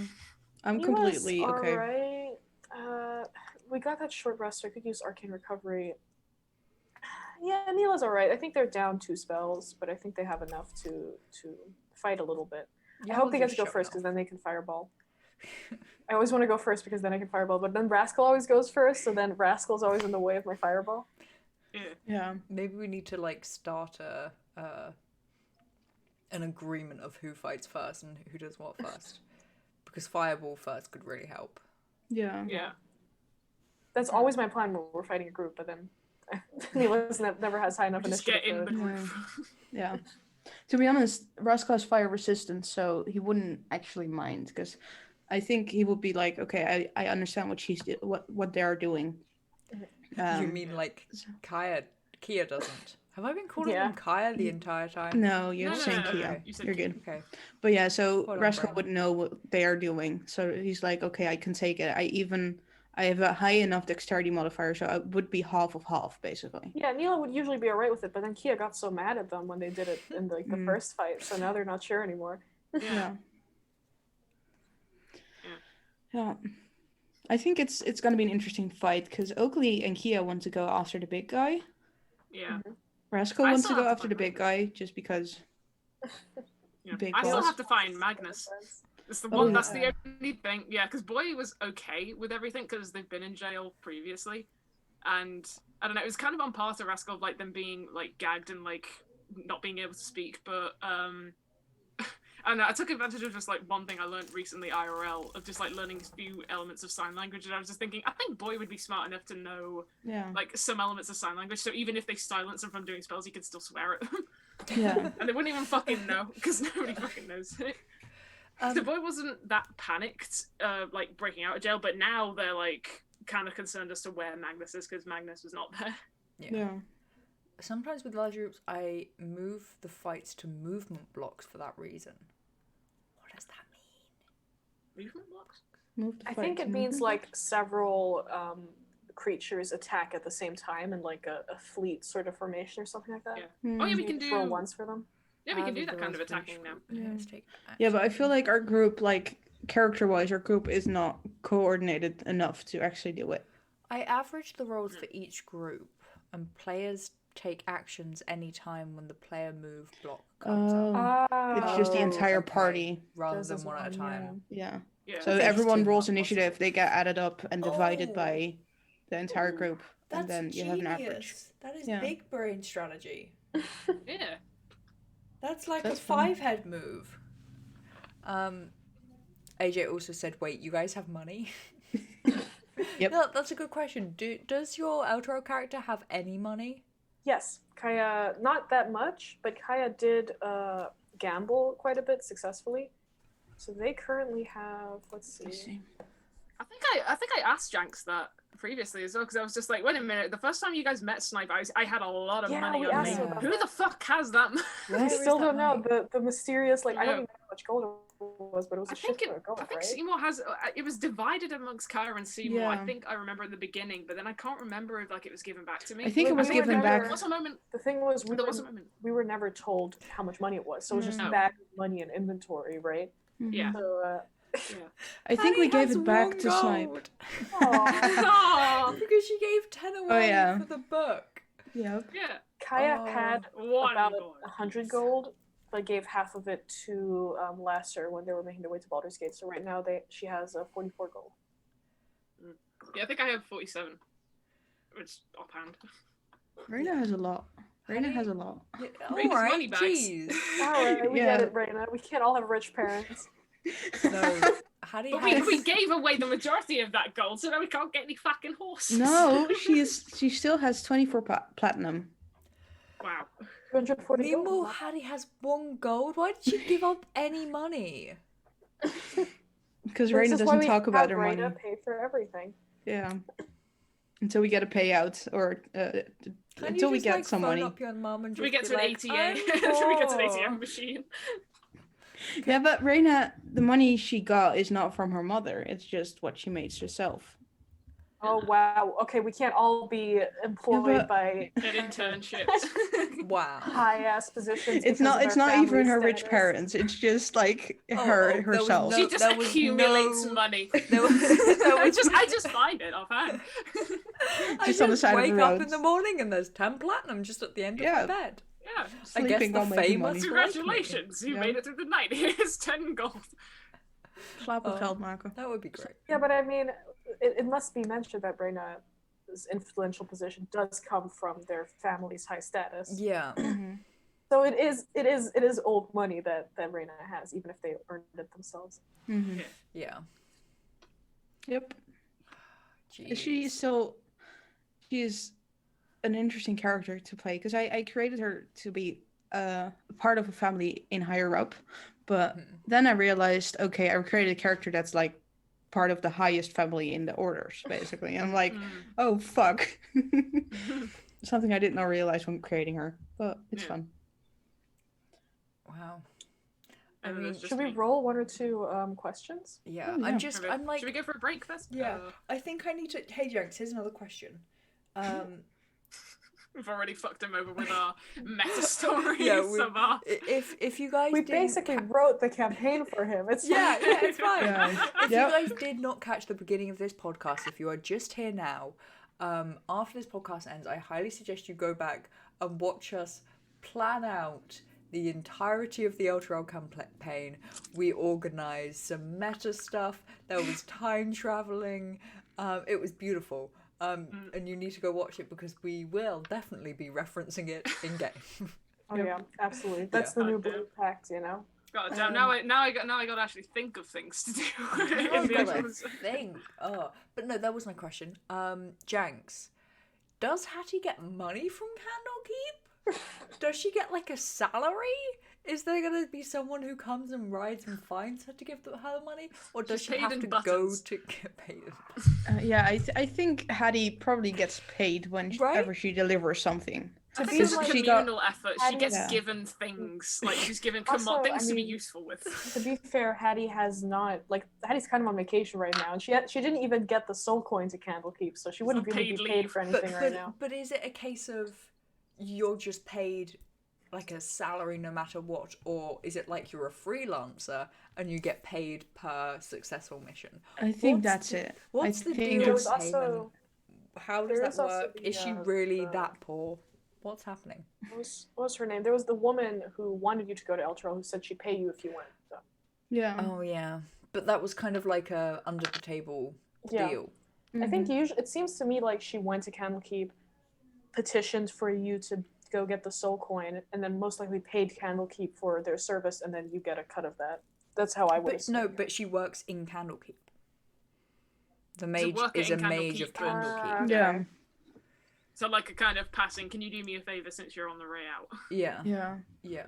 It's kind of like it would be like working at a school or something. Is like the only thing I can like equate it to of like go teach this lesson. Like sometimes there are things that are planned Substitute out. teach. Substitute teach. Oh jeez. Can you imagine Hattie as a substitute teacher? Oh my fucking Yes, God, it would nothing be would get done. brilliant. Nothing would ever get done. The kids would go home early. It would be brilliant. Kids would have a Just great walk time. in. Okay, you know the drill. Just You know do the whatever you drill. want. Phones out, data on, Twitter Yeah, open.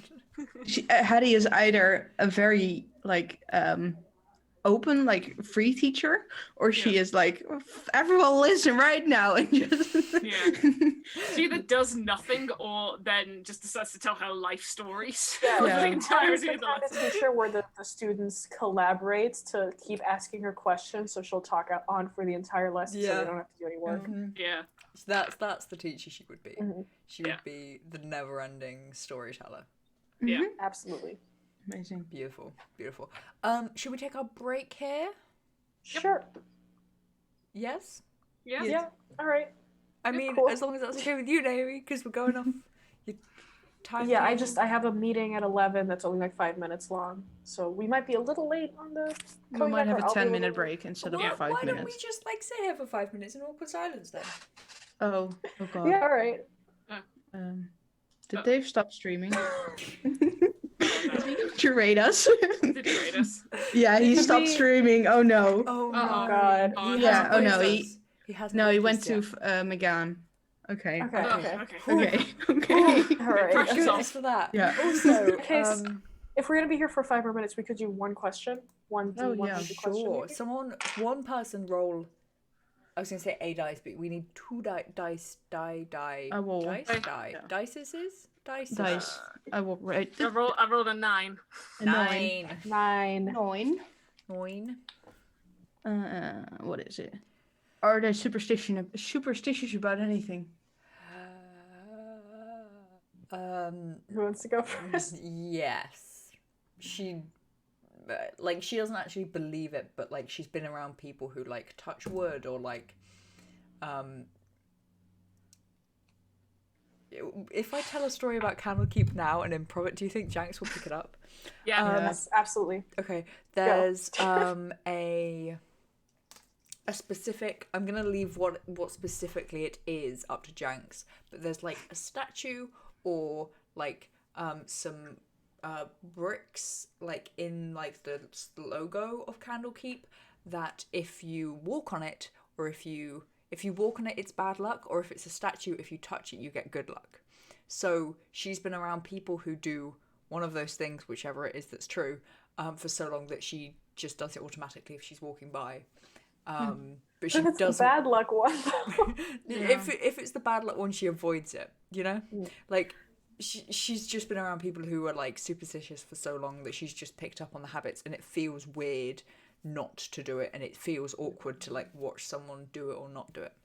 So is it like a statue where people have touched it on one specific place so much that it's now gold in that Yeah. area? If it's a statue, I am waiting on the Candlekeep book to get to me, but because I don't know what the layout of Candlekeep is at the moment. Gonna be brutally Isn't honest that a with you. thing at IRL? There's a statue somewhere, I can't remember, in Europe, where there's a horse It's- statue where if they touch the bollocks, it's good luck, and so students rub the bollocks for, Yeah. like before they go into an exam, and so So it's many just statues. brass. There's also one Yeah. in Germany where touching the boob of a statue is good luck, so she just has like one golden like Yeah. boob. Yeah. There's also like, I Clean. think it's like in Harvard or something, in some school that where touching the foot is good luck. So the There's a foot dog is just somewhere that everyone's pet.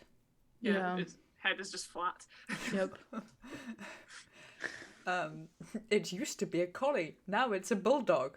It's a short hair. It's a no hair. Yeah. No, it's one of those that's like a superstitious thing to get in and out of Candlekeep. That she always does / doesn't do depending on the layout of Candlekeep, which I don't know. Maybe I should look that up while you guys are talking about whether your characters are superstitious. Kaya, absolutely not. At least she pretends like she's not. She's not superstitious about most things. Is she? Like it would probably be the same with like as it is with Hattie. Maybe there's like one or two like ritualistic things that she does sometimes, but she doesn't believe in anything like that. Yeah. She doesn't It's believe. like in it. it's just habit instead Yeah. of like actual belief. Yep. Jeez. I'd say Snipe, yes. They're but they're superstitious in that in the world they come from, the superstitions are true. So it's not that they'd avoid something that's bad luck. In fact, if they needed to do something and they knew there was a connection through a certain superstition to get a hold of that, Snipe would do it. So like if it's passing a black cat to get like bad luck, they'd gladly pass a couple of them to like get something to like occur on their behalf through the act of a superstition. I think Reina is superstitious, but mainly about like I think whenever she comes into the temple in Waterdeep, she'll leave a prayer at every statue there is, or leave something sort of an offering, because if she wouldn't do that, something bad would happen to the people she care about. Mm. But that's about it.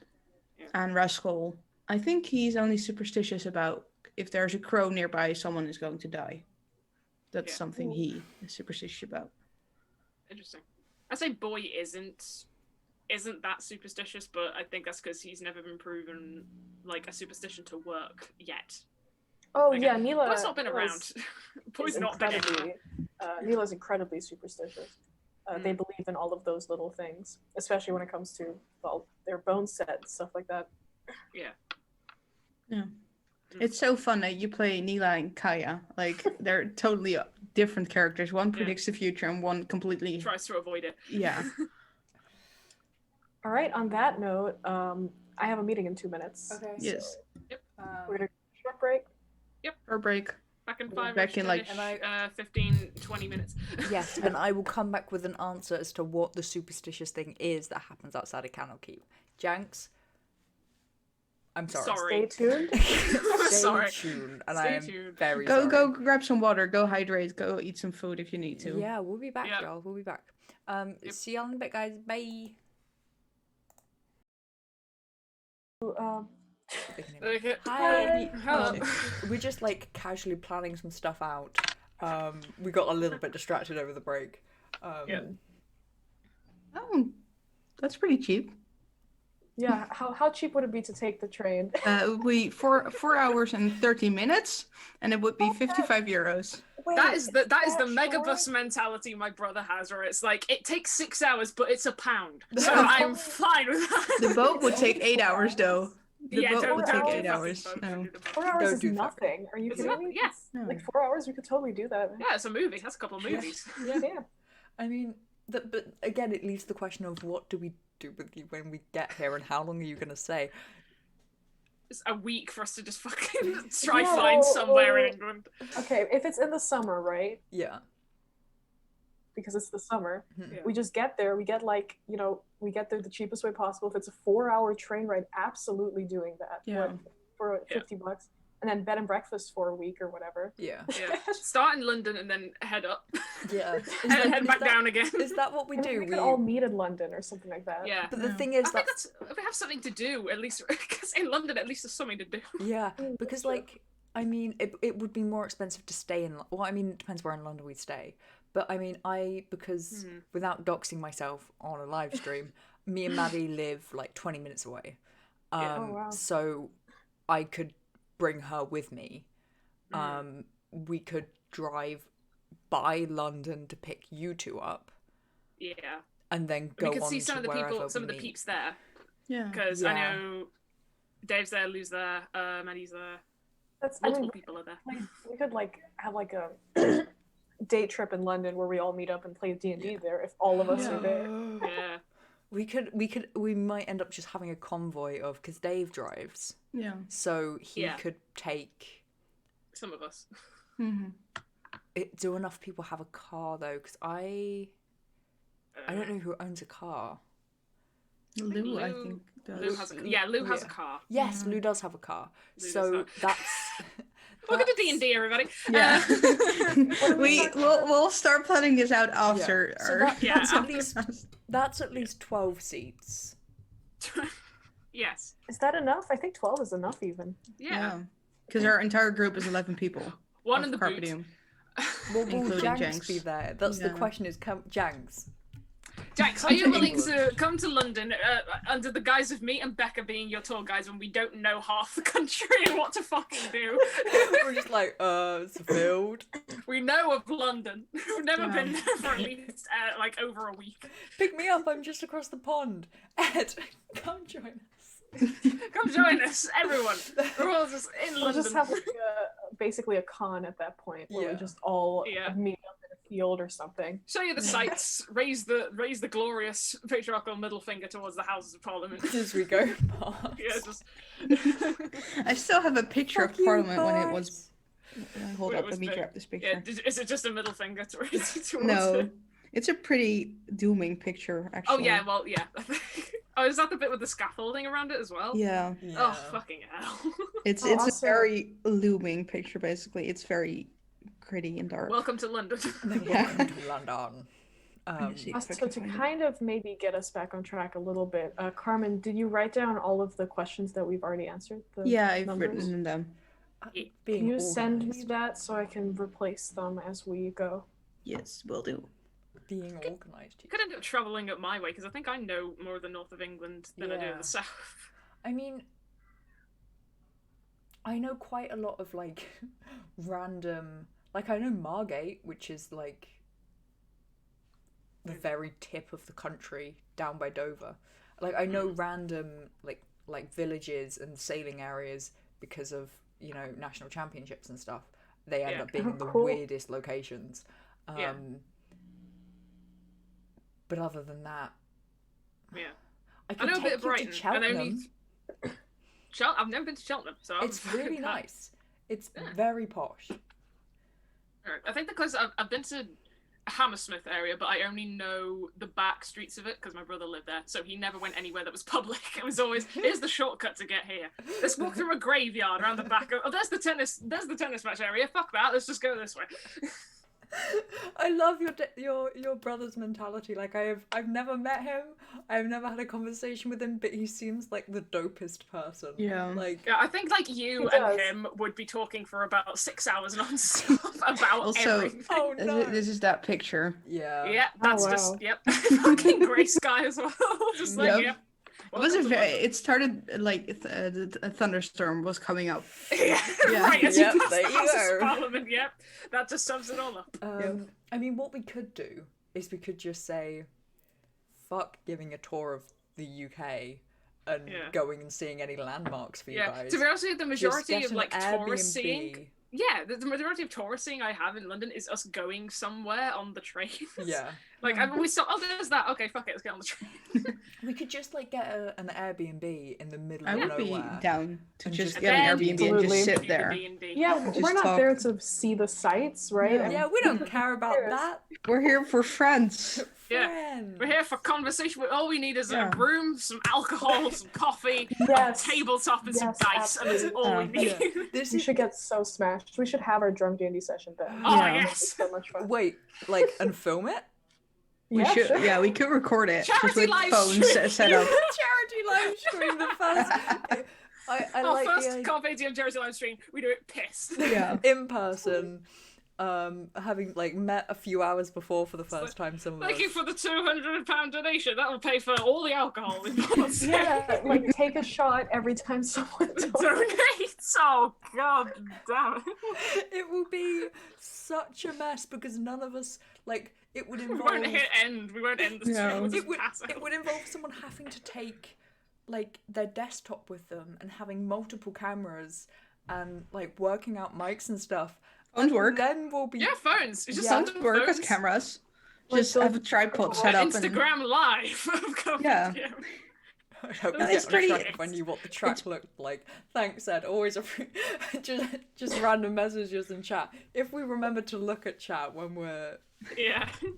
It's pretty doable, Very to be good. honest, because if someone has a webcam, someone has a phone with like an installation that connects to like a We webcam. have Dave, thing. Mr. Streamer. I'm sure Yeah. he Yeah, we knows a could way. work to Because out. do Dave it. has Dave Dave has gets to work like on it. Dave has two things to connect a camera to on his computer, basically in software. Yeah. And I have another one that's Dave, bring completely your free. PC to the Airbnb. Yeah.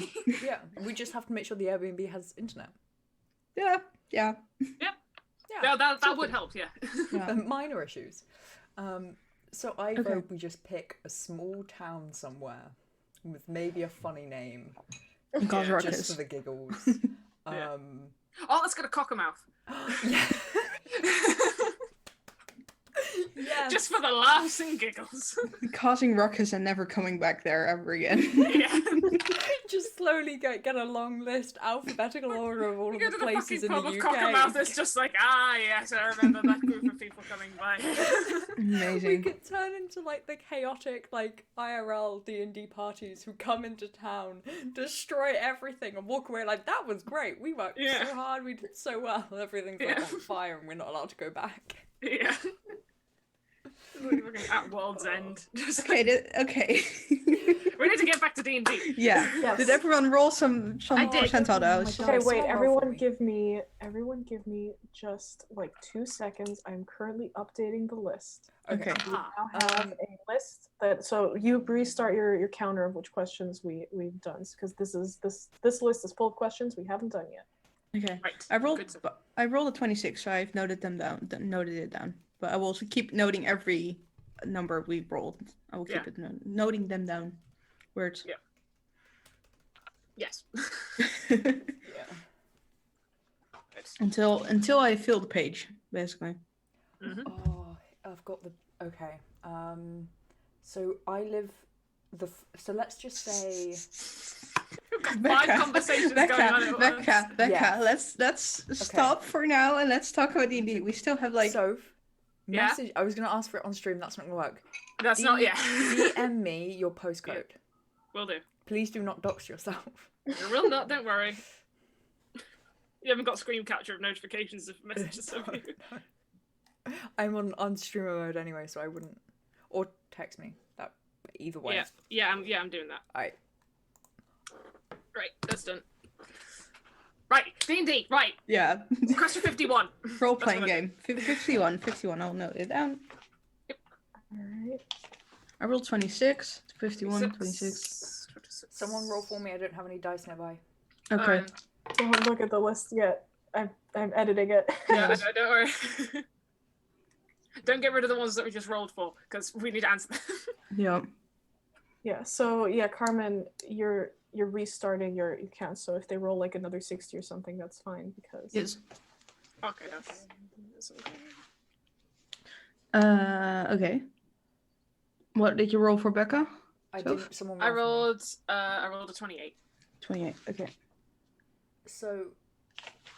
Okay. Alright, the list is updated. Nice. Huzzah! Oh right, I should roll. Yeah. That'd be the idea. 30. 30. 30. Right, so 51, 26, 28, and 30. Yes. 51. 51. 51, 5, 1. 5, 1. Oh, it's 50-50. Oh, they're the same question. Ooh, No, oops. there's a double 50, but there's 51 needed. Never mind, I can't read. No problem. Oh, there's a double 50. Don't worry about that. Yeah. Is your character most swayed by ethos, pathos, or logos? What does that even mean? Ooh, okay, so I know what ethos pathos- is I know what pathos ethics. is. Yeah. Ethos is ethics, pathos is feeling, and logos is logic. So morality, empathy, or logic. Ooh. None Ooh, of that's an the interesting- above for Hattie. Maybe No. like empathy, but she kind I of think- hides it well. Yeah, I think Hattie is a very empathic. Is that how you pronounce it? Empathic, character. yeah. Empathic character, but she doesn't really show it. But it does drive her. It's, Is she though? Or is it more that she's like looking for a laugh? Or I don't know how preoccupied is Hattie with how like other people like are doing, or how she makes other people feel. She is obsessed with people. is the Yeah. thing. Like yeah, but she's. she's not. and then Go ahead. making assumptions about her. Yeah. The thing is, like, if it's someone she cares about, she would kind of go out of her way to, like, if it was their birthday, for example, like, she's stolen things for people for their birthday, you know? Yeah. Yeah, kind of like a us against everyone else sort of mentality. Yeah. Viva la revolution. But, like, she doesn't work off logic, and she doesn't work off, what was the other one? Feeling. Morality. Morality. Yeah, Morality. She doesn't. Morality. Whereas Kia is very morality based. Yeah. Hattie's kind of none of the above. Like, she's just too chaotic for that, you know? Yeah. Mm-hmm. Like, she's too bouncy, ADHD, one idea to the next kind of. Yeah. Yeah. Like, she has elements, like everyone does. She has elements of all of them, but there's nothing that's, like, particularly that standy outy. Wow. Yeah. English. English. I just want to speak a language. Ooh. I'd say, I don't know, Snipers are kind of a mix of empathy and logic, but for opposite ways. It's logic based on the logic of how other people work, and it's empathy based on how can I use that person's feelings to manipulate for them to feel when I say this. Kind of Yeah. Mhm. Yeah. Because, I don't know, Snipe doesn't really care to not speak the truth. Like, they'll lie a lot of the times, but when they know someone needs to hear the truth, they will say it. That feels like a mix of like logos and ethos. Like they Yeah. have a certain, not like a certain moral code of some kind that, Yeah. that causes them to act Yeah. in certain ways. Yeah. How I would translate it from these words to like normal words, if you would say, is Yeah. your brain, Like your heart, those- and your gut feeling. Yeah. Yeah. Brain, Yeah. heart, guts. Yeah. Yeah. Brain, heart, gut. God. If we did that, then Hattie's obviously good, right? Yeah. Yeah. Yeah. Gut. I'd say I work on gut as well. And then slightly from the heart. But also a little bit I don't know for Snipe. Snipe's just a bit in the air. Boy is brain. He's logic. Yeah. He's always just like, well, how can I do this? So this is the equation. How do I make them come up with an answer? Reina is very a heart person. Like she follows whatever feels right, and she's very empathic. She if her gut tells something is not right, but her heart says she needs to do it, she will do it. Basically. And Rascal is logic. He's very much. He's not smart, but he is not empathic, and he doesn't follow his gut feeling. He just does what he does, basically. Yeah. He is what he is. It is Yeah. what it is. It is what it is. Kaya, very gut-centered character. She relies on her own instincts and her own ideas and what she thinks is best. She's also an incredibly, heart kind of person. She has a lot of pathos herself. She's a very emotional person, as we've talked about. So yeah, gut and heart for her. And then Neela is mostly pathos, is almost completely pathos, with just a little bit of logo sprinkled in for good measure. But almost all of their decisions are based off of, their heart and, how they feel, how other people feel, and they try to make logical decisions, but almost all their decisions are based off of that. Yeah. Yeah. It's kind of interesting, like, the balance between it, because And Claire you can feels have... Oh yeah, because like you can be somebody who runs on like a heart or your gut feeling. Yeah. But you're either somebody who does that because you either don't know a lot or you know a lot. So it's like because of that I can then make a gut feeling. Yeah. Here's a question: you as people, what do you run off of? Just Ooh. us IRL. IRL. As people. I didn't know we were people before this, but.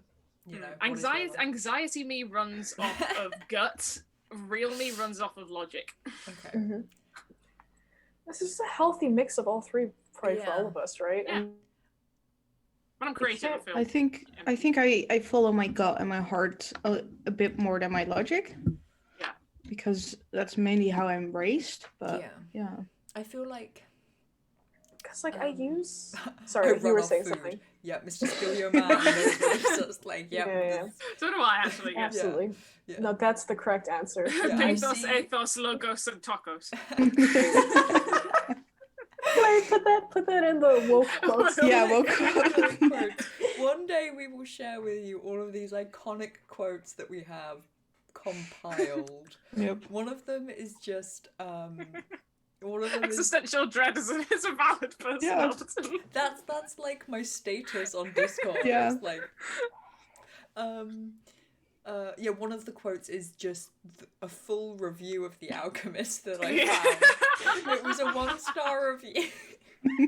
Oh, are we gonna talk about that? Because that is still one of the funniest Yeah, things that is the best I have thing. ever Oh. seen. We need to find a link for where you found that, which is Yeah. hard because we can't remember. It was Oh. in the heat of the moment we just found Okay. this gold Okay, wait, mine. context Okay, first. so Yeah. we had we're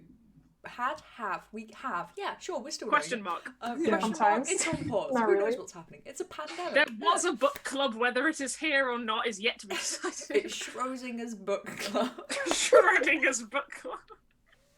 You don't know if it exists until you do it. Yeah. And basically we kind of take recommendations for each other, and one of them, I've lost the meaning of time, same. One of them was The Alchemist. And when we were chatting about it afterwards, our general opinion of it was kind of like, it was okay, like it's a bit kind of It's like, you know, highfalutin in child's itself. Yeah, it's Child's a good book first for a child's first, Yeah. like, yeah. yeah. But However, it didn't feel Following you. like it felt like it could have been like more like deeper in some of its connections. It felt like Yeah. it could have tried a little Very harder. It was very open door, yeah. surface level. It's Yeah. one of those books where it's like, if this was the first of its kind, it's acceptable. Mhm. Yeah. Because it's like, yeah, it's like riding the halfway line, but because we now have a lot more in-depth stories after it. And yeah. also for context, before we read The Alchemist, we also read Zidata Yeah. by Hermann Hesse. Yeah, I and we read a lot of compared Hermann the two Hesse. Yeah. because they're both very similar, and we talked about how Zidata was probably a more like well done version of The Alchemist. Yeah. Yeah, a lot That's more important for in-depth. this review. But Yeah. the point being is that I looked up the reviews for The Alchemist, and I went to, out of curiosity, like I didn't know what would be there. Out of pure curiosity, I went and looked at what the 1-star reviews of the book, and in all capital letters.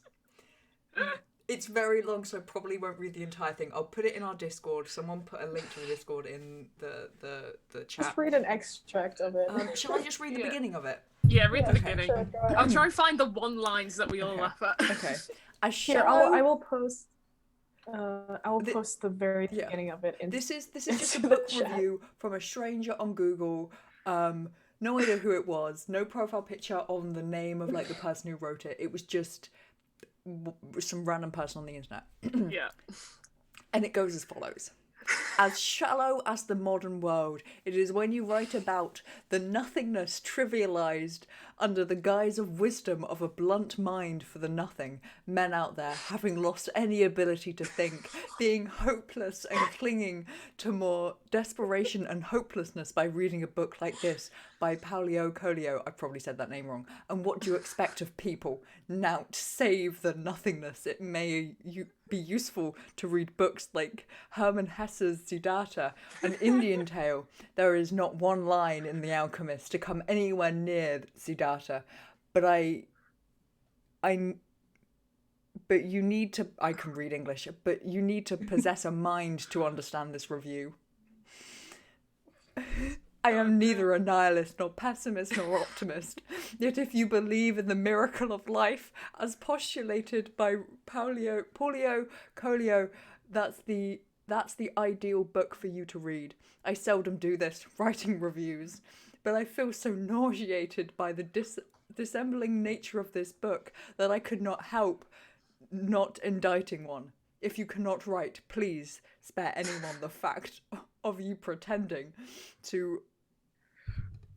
Promulgating. Thank you, a self-decaying orbit of wisdom in the form of a Neoturk. Yeah, nonsense this planet is busting with. Mr. Paulo, your very book reeks of the utmost degree of mediocrity. No, it's mendacity. Mendacity, yeah. I Mendacity can't is the read thing. English. You know what? But that's it goes basically what on. it is. Yeah. It It turns on into like that. it turns into the ramblings of a prophet receiving visions from an angry god. It's just It's so good. It is peak comedy. Yeah.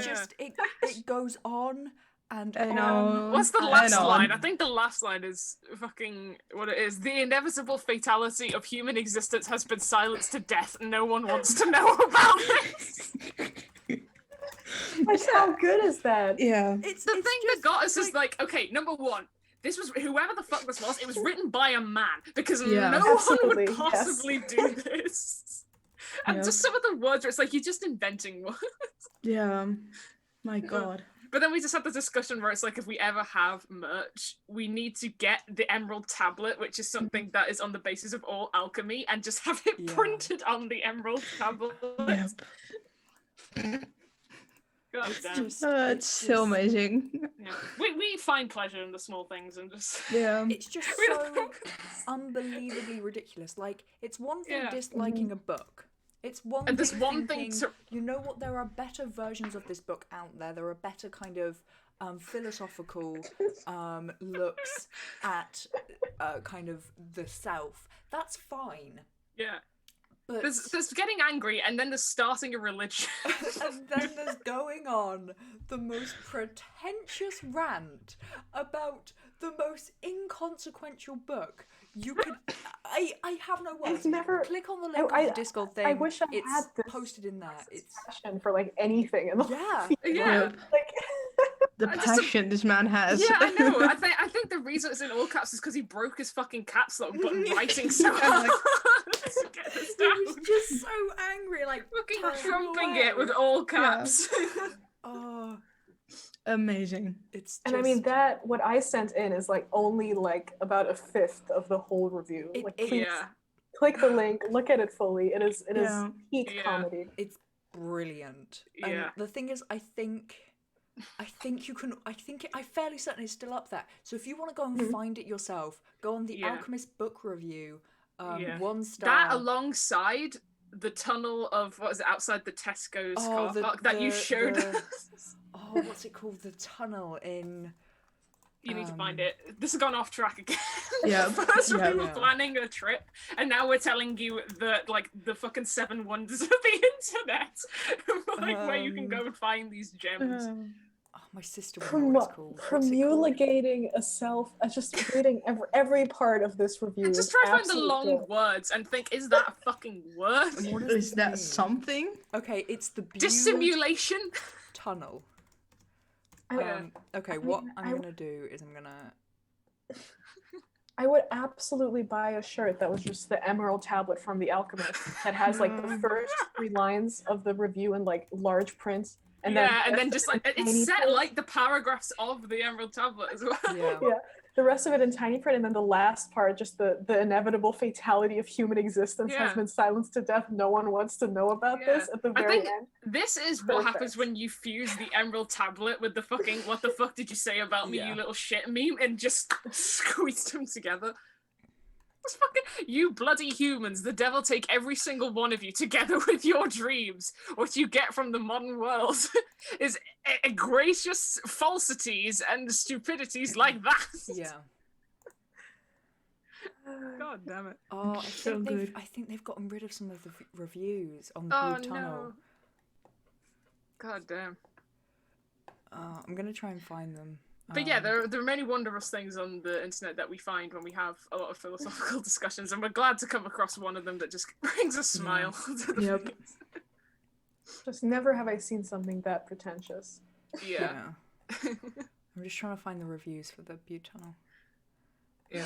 Just put the link in the Discord. Also, check out the Discord. Yeah. Yeah. We're trying to like, bring it back. I like Mr. Steelio Man talking about how he loves people throwing hands over things only like 20 people care about. You're right, Yeah. that is Yeah. comedy.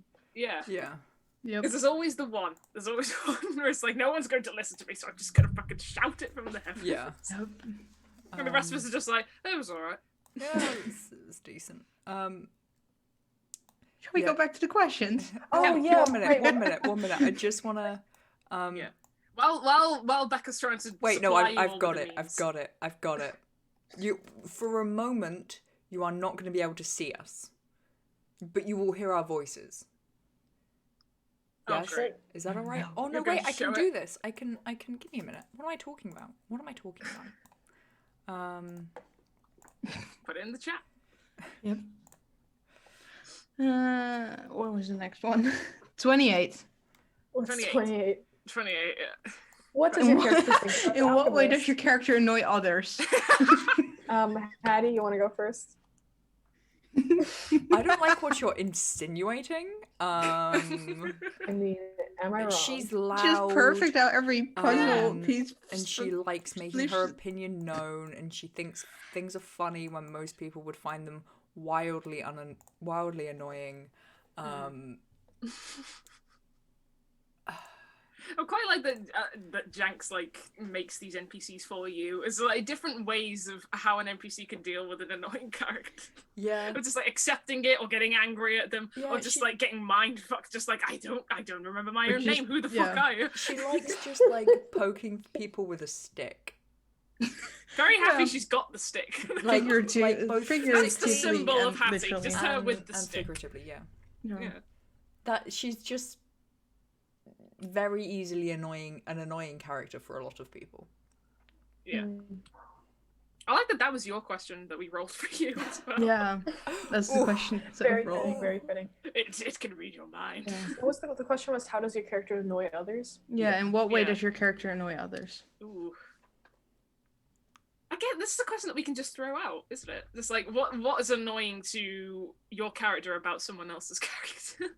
Yeah, I like the idea that this question insinuates that it's deliberate annoying.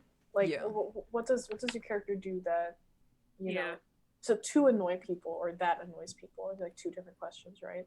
Yeah. I think if difference it's between annoyance. If we're going from the kind of something that she doesn't annoy do purposefully. Yeah, like I think pretending to not know that she knows what she's doing. Like because she doesn't being oblivious, acting oblivious to herself. I think that probably annoys people if they know what she's really like as a person. Probably annoys people more than she thinks it does. Yeah. Yeah. I like the idea of us talking about what our characters specifically find annoying about the other characters in our group. I think that's fun. Yeah, I think that's a good idea. Hattie doesn't like how Seymour keeps passing out. Very annoying. He's just not there. Yeah, so I mean, if we started with Hattie, what does Hattie find annoying about all of our characters? People not sharing things, and people kind of, and like inconsequential things, like, how are you feeling today? And are you going to die? Well, that's not an inconsequential thing, but like important knowledge or inconsequential things that aren't shared, and like people keeping things close to their chest when she thinks like there's no point in not telling people, because we'll either find out at some point, or you're gonna die and we'll find out because you died of it, you know? Yeah, I see what you mean. Yeah. But she'd never do anything against it. Yeah. What's a snipe thing to everyone else? I think Sniper's just kind of annoyed at like a little bit of the silence, and that in itself makes an annoyance to themselves for not being the one to step up and say, hey, let's talk. It's like kind of annoyance of the self as well as the group.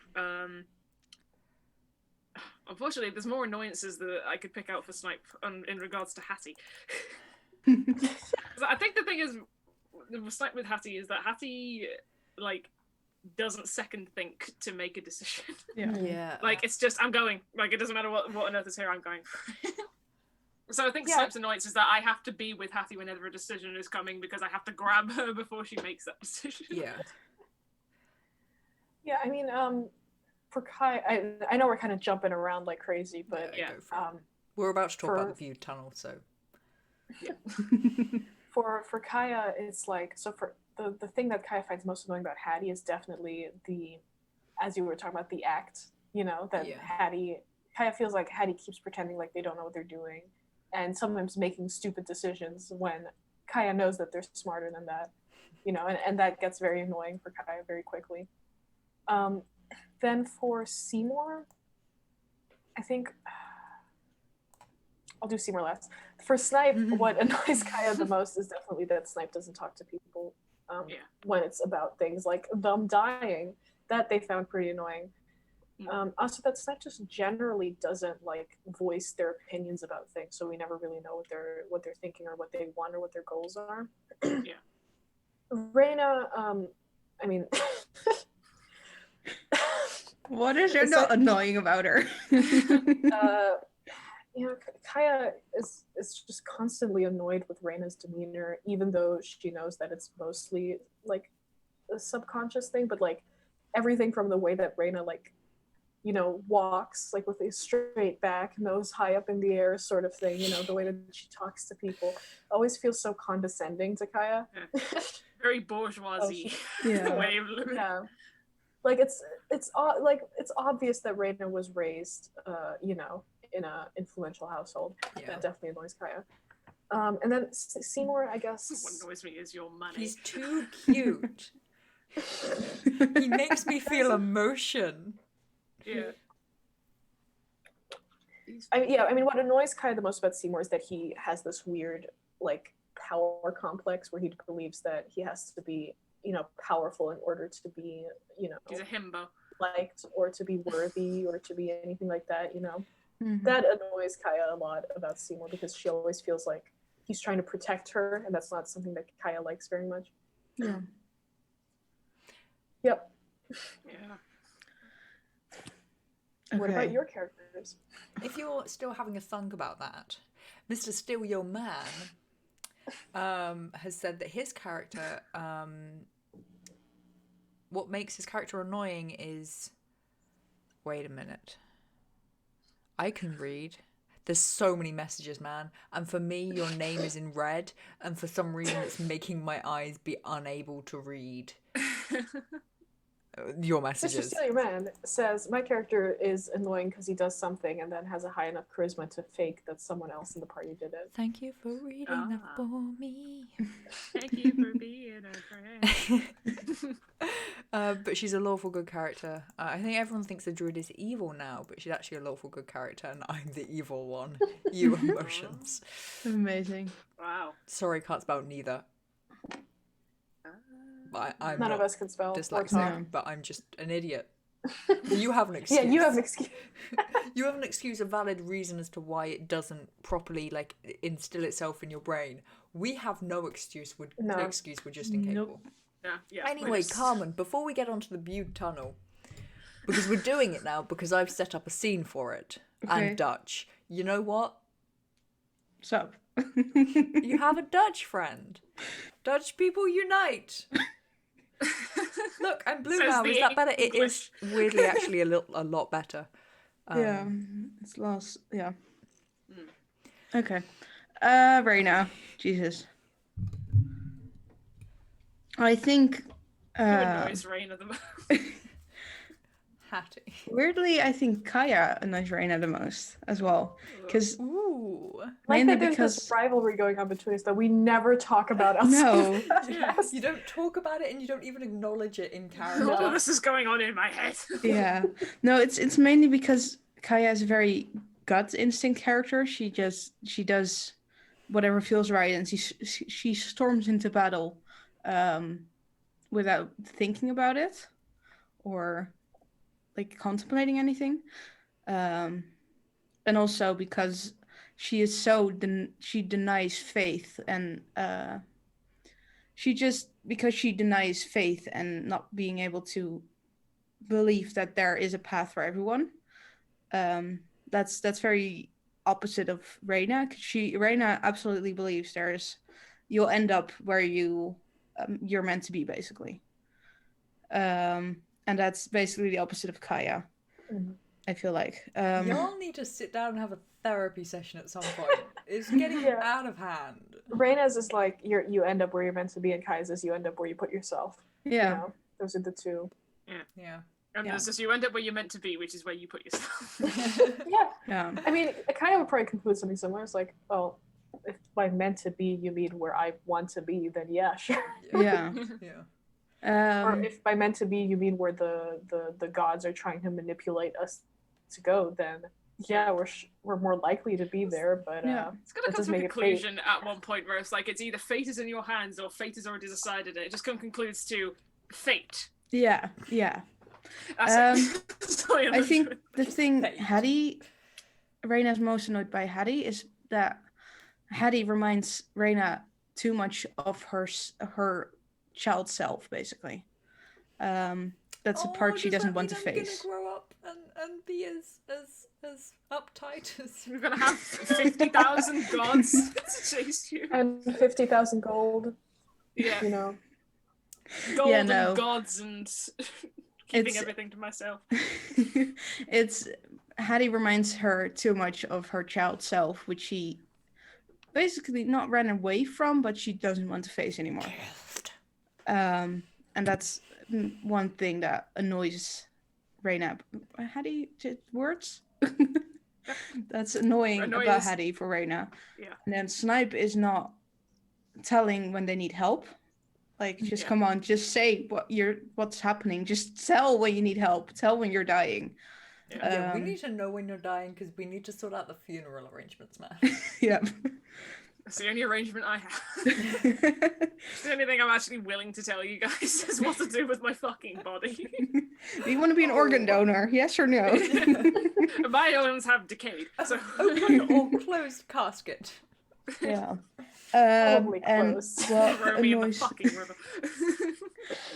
what's the most annoying thing about Seymour is Oh, I don't think she's annoyed by anything that Seymour does. She's Oh, it's just gotta be something. There's no way there's nothing annoying. After the last podcast in After- which we totally thrashed Seymour, there's gotta be something. I think it's not annoying. It's more like not understanding him. Mm. not It's having being not confused having by the his- opportunity. Yeah. It's being confused by who he is, not really being annoyed by anything he does. Your existence makes no sense to me.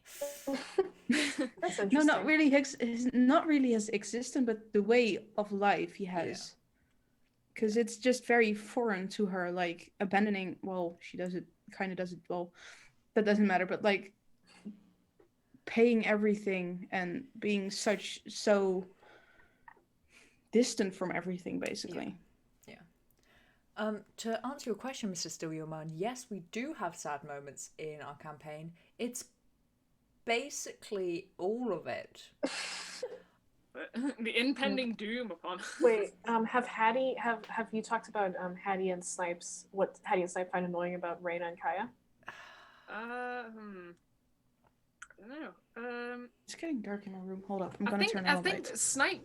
It's not something that in game Snipe knows about yet, but Snipe would be very annoyed with Kaya's view on fate Ooh. because they've seen it before of somebody realizing, oh, fate has said destiny, and they've gone, fuck you, I'll do what I want. Because it's a case where it's like you're just wasting time because no matter what you do, you will end up in fate somehow.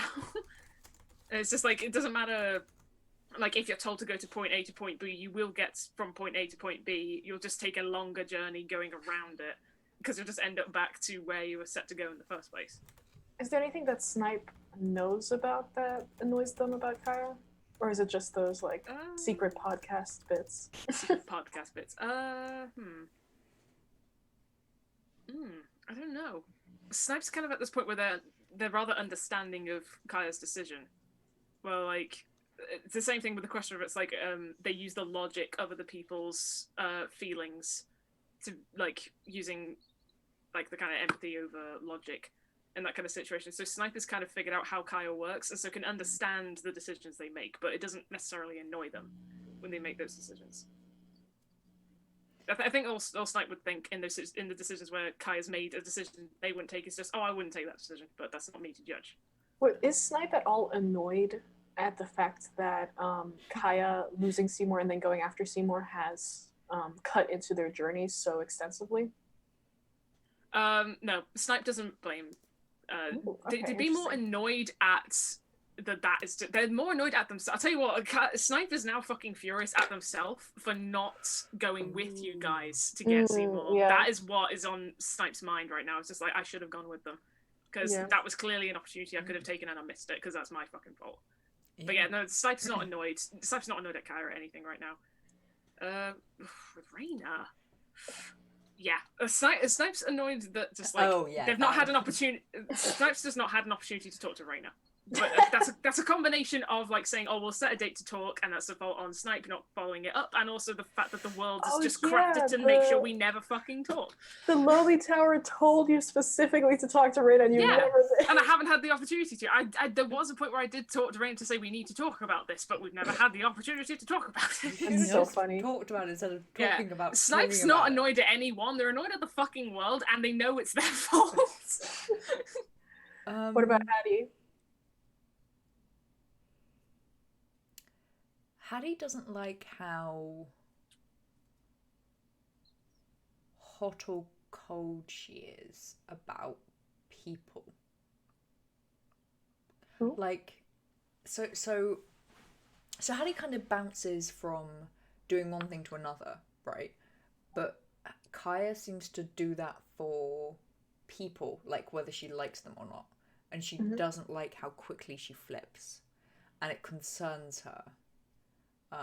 So maybe it's more of a concern than an annoyance, but like watching when it happened to her, she was so mad. She was like, you know who I am, you know what was going to happen. You should have been able to see this coming. That was Hattie's reaction. It's your fault. It's your fault for not stopping me from doing it. It was the. Well, that fucking thing of you saying, how do I apologise to Kaya? It Like, was the I think that's pretty flipping much on the that. entire issue that got her. Or flipping on how she felt about Hattie, because it went from kind of this like younger sibling, older sibling kind of relationship to I would kill you in your sleep or sell you to the devil for a corn chip, you know? Yeah. With Raina, Hattie doesn't like the wall that she has up. Hattie can see that she enjoys her chaos, and she thinks that if maybe she could, like, you know, do a few breathing exercises, take a breath, remove whatever it is that is shoved up her ass, she would happily go out with Hattie and cause just as much chaos as she does, and like mess around with people and just kind of like push people's buttons. And she thinks that like they'd be such a dope team, but it annoys her that she has this kind of facade put up because she doesn't believe that anyone is naturally that uptight and like tightly pinned in, if you know what I mean, and like emotionally restricted. I haven't said anything to Seymour. Ooh. Oh yeah, no one has said anything. No. Look, Simon keeps passing out. As far as I'm concerned, that's the There's one thing. thing that is an annoyance to Snipe about Seymour, and that is the things he does is very predictable to a comparison that they've made of someone they've met before. So Snipe has a memory of someone in their mind, and it's not a good memory. And it's a case where it's like, oh, Seymour is acting like this person that I remember. And they're getting very angry, more annoyed that it's carrying on, but also very scared that Seymour keeps doing exactly the same thing they did, like in similar situations. So it's a case where Snipe's just like, it's going to end very, very fucking badly for Seymour because and even worse is that Seymour's doing secret stuff that we don't know about, but metagaming, if Snipe knew about that, they think, yes, Seymour's gonna get himself fucking killed if he keeps, like, trying to cheat the contract he's under. Because he's only gonna get more hurt on himself, and I think he's not gonna cheat anyone. Like, he's fucked, and he needs to realise that. Yeah. But yeah, that's pretty much all Snipe has against being Seymour. Plus he's an useless uptight in motherfucker. Yeah. Yeah. Okay, Is that the whole Butte question? Tunnel review. God damn it. Okay, so just as a reference, the Butte Tunnel was so can you see it from this photo? It's basically a trolley shelter. So it's not even a trolley shelter, right? It's just a tube of plastic that was put up next to this Sainsbury's, right?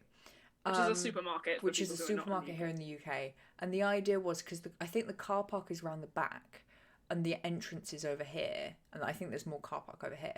But the idea was that people would be able to walk through the tunnel in the warm or like sheltered without having to, get wet or whatever. However, it's basically a wind tunnel. And it's just made of flimsy plastic. And they spent so much money for what it is putting up. I don't know how much, but it's that's what that is.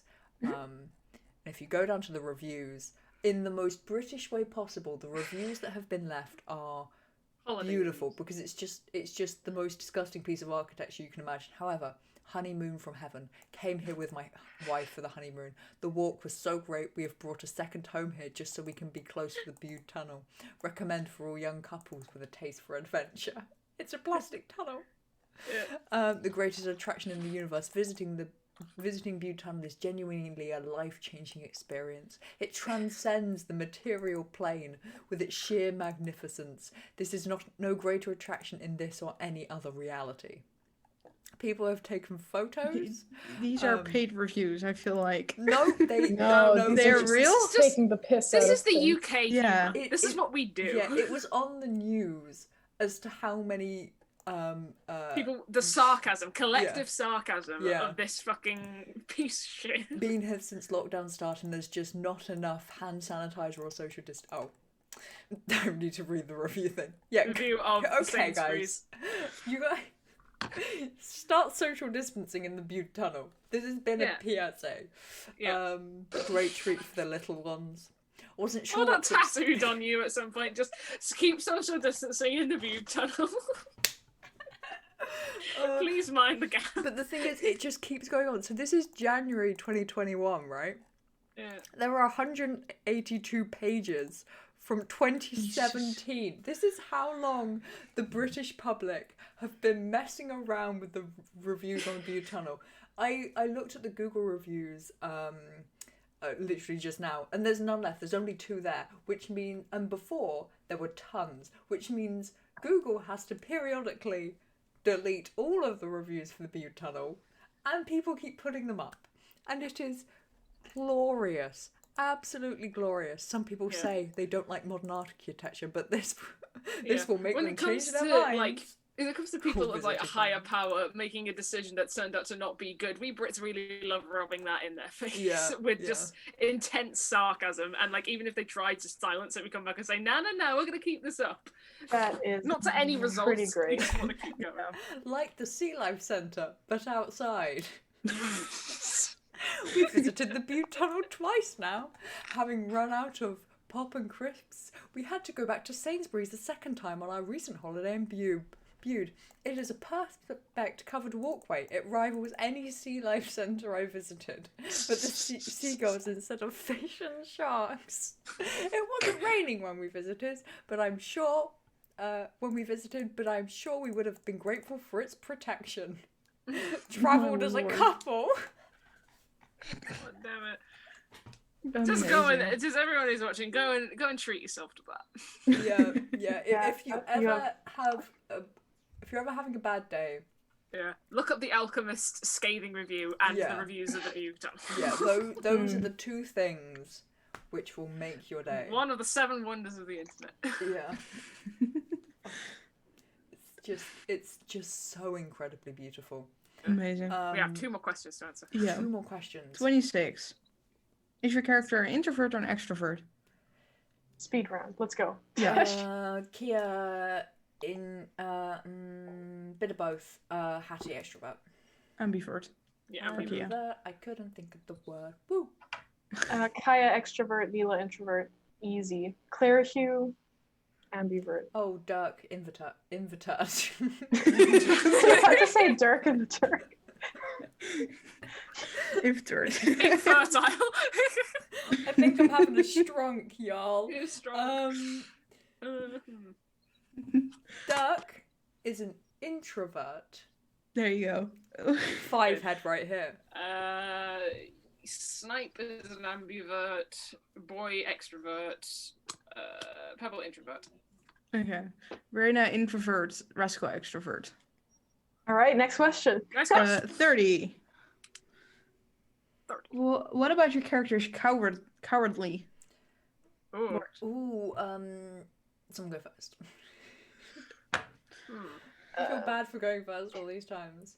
Please continue to go first. Okay. I always need a second. So Hattie is an a coward in the way of she won't show off who she what she's truly like, if you know what I mean. Like she hides behind the chaos instead of actually facing who she is and the problems that she's facing.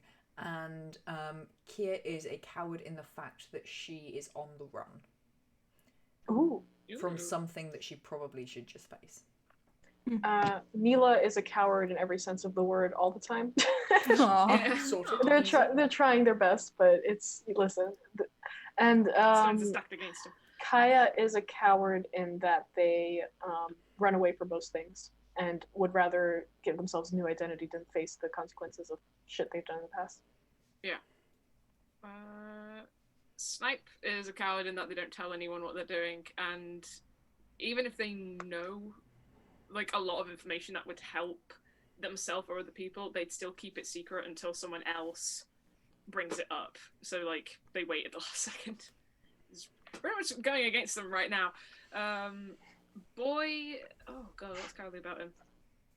I don't know. He is kind of a coward in that he avoids authority, and that he doesn't.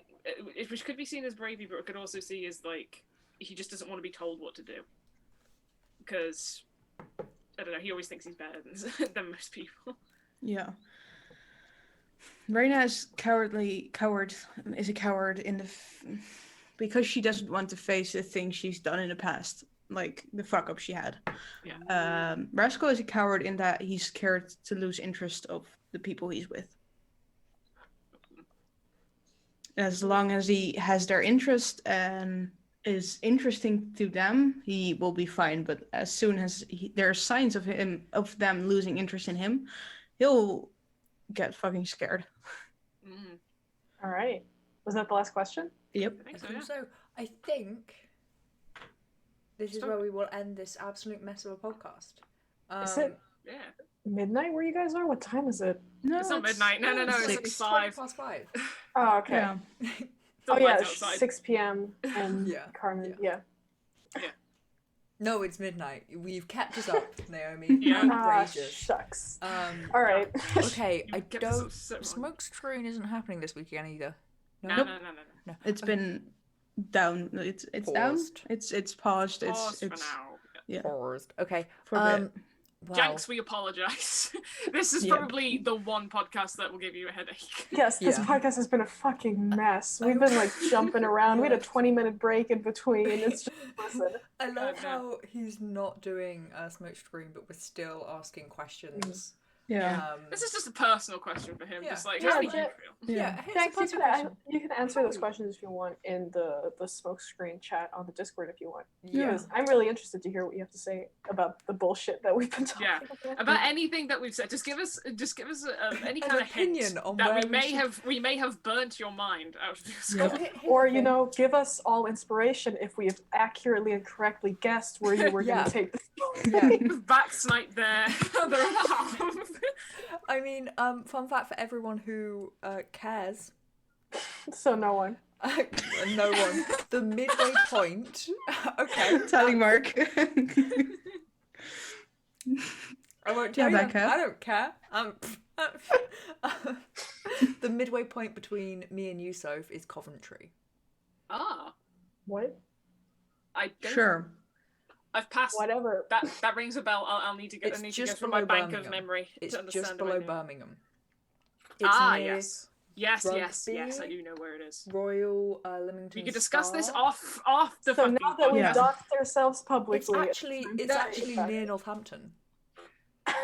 Now Which that is we a great have- debate. Let's Becca, discuss we're it live. off. Okay. We're off live. The podcast. Off the Becca, podcast. come on. Off the podcast. we're trying our best here. Okay, right. Thank you everyone for joining us. Who knows who we're gonna raid? Who I knows? don't know. Just end it there. Check us out Yes, on the Saturday. weekends. Guys out I games, never we'll finished that read them. sentence. Saturday. Yeah. We... Saturday, Road to World Trial. Sunday, Crimson Petal. And then Wednesday again, it is this wonderful chaotic mess. We apologise. Thank you for joining us. We will continue this bullshit conversation now, just in Off screen. private. Yeah. Yep. Okay, bye guys. Bye.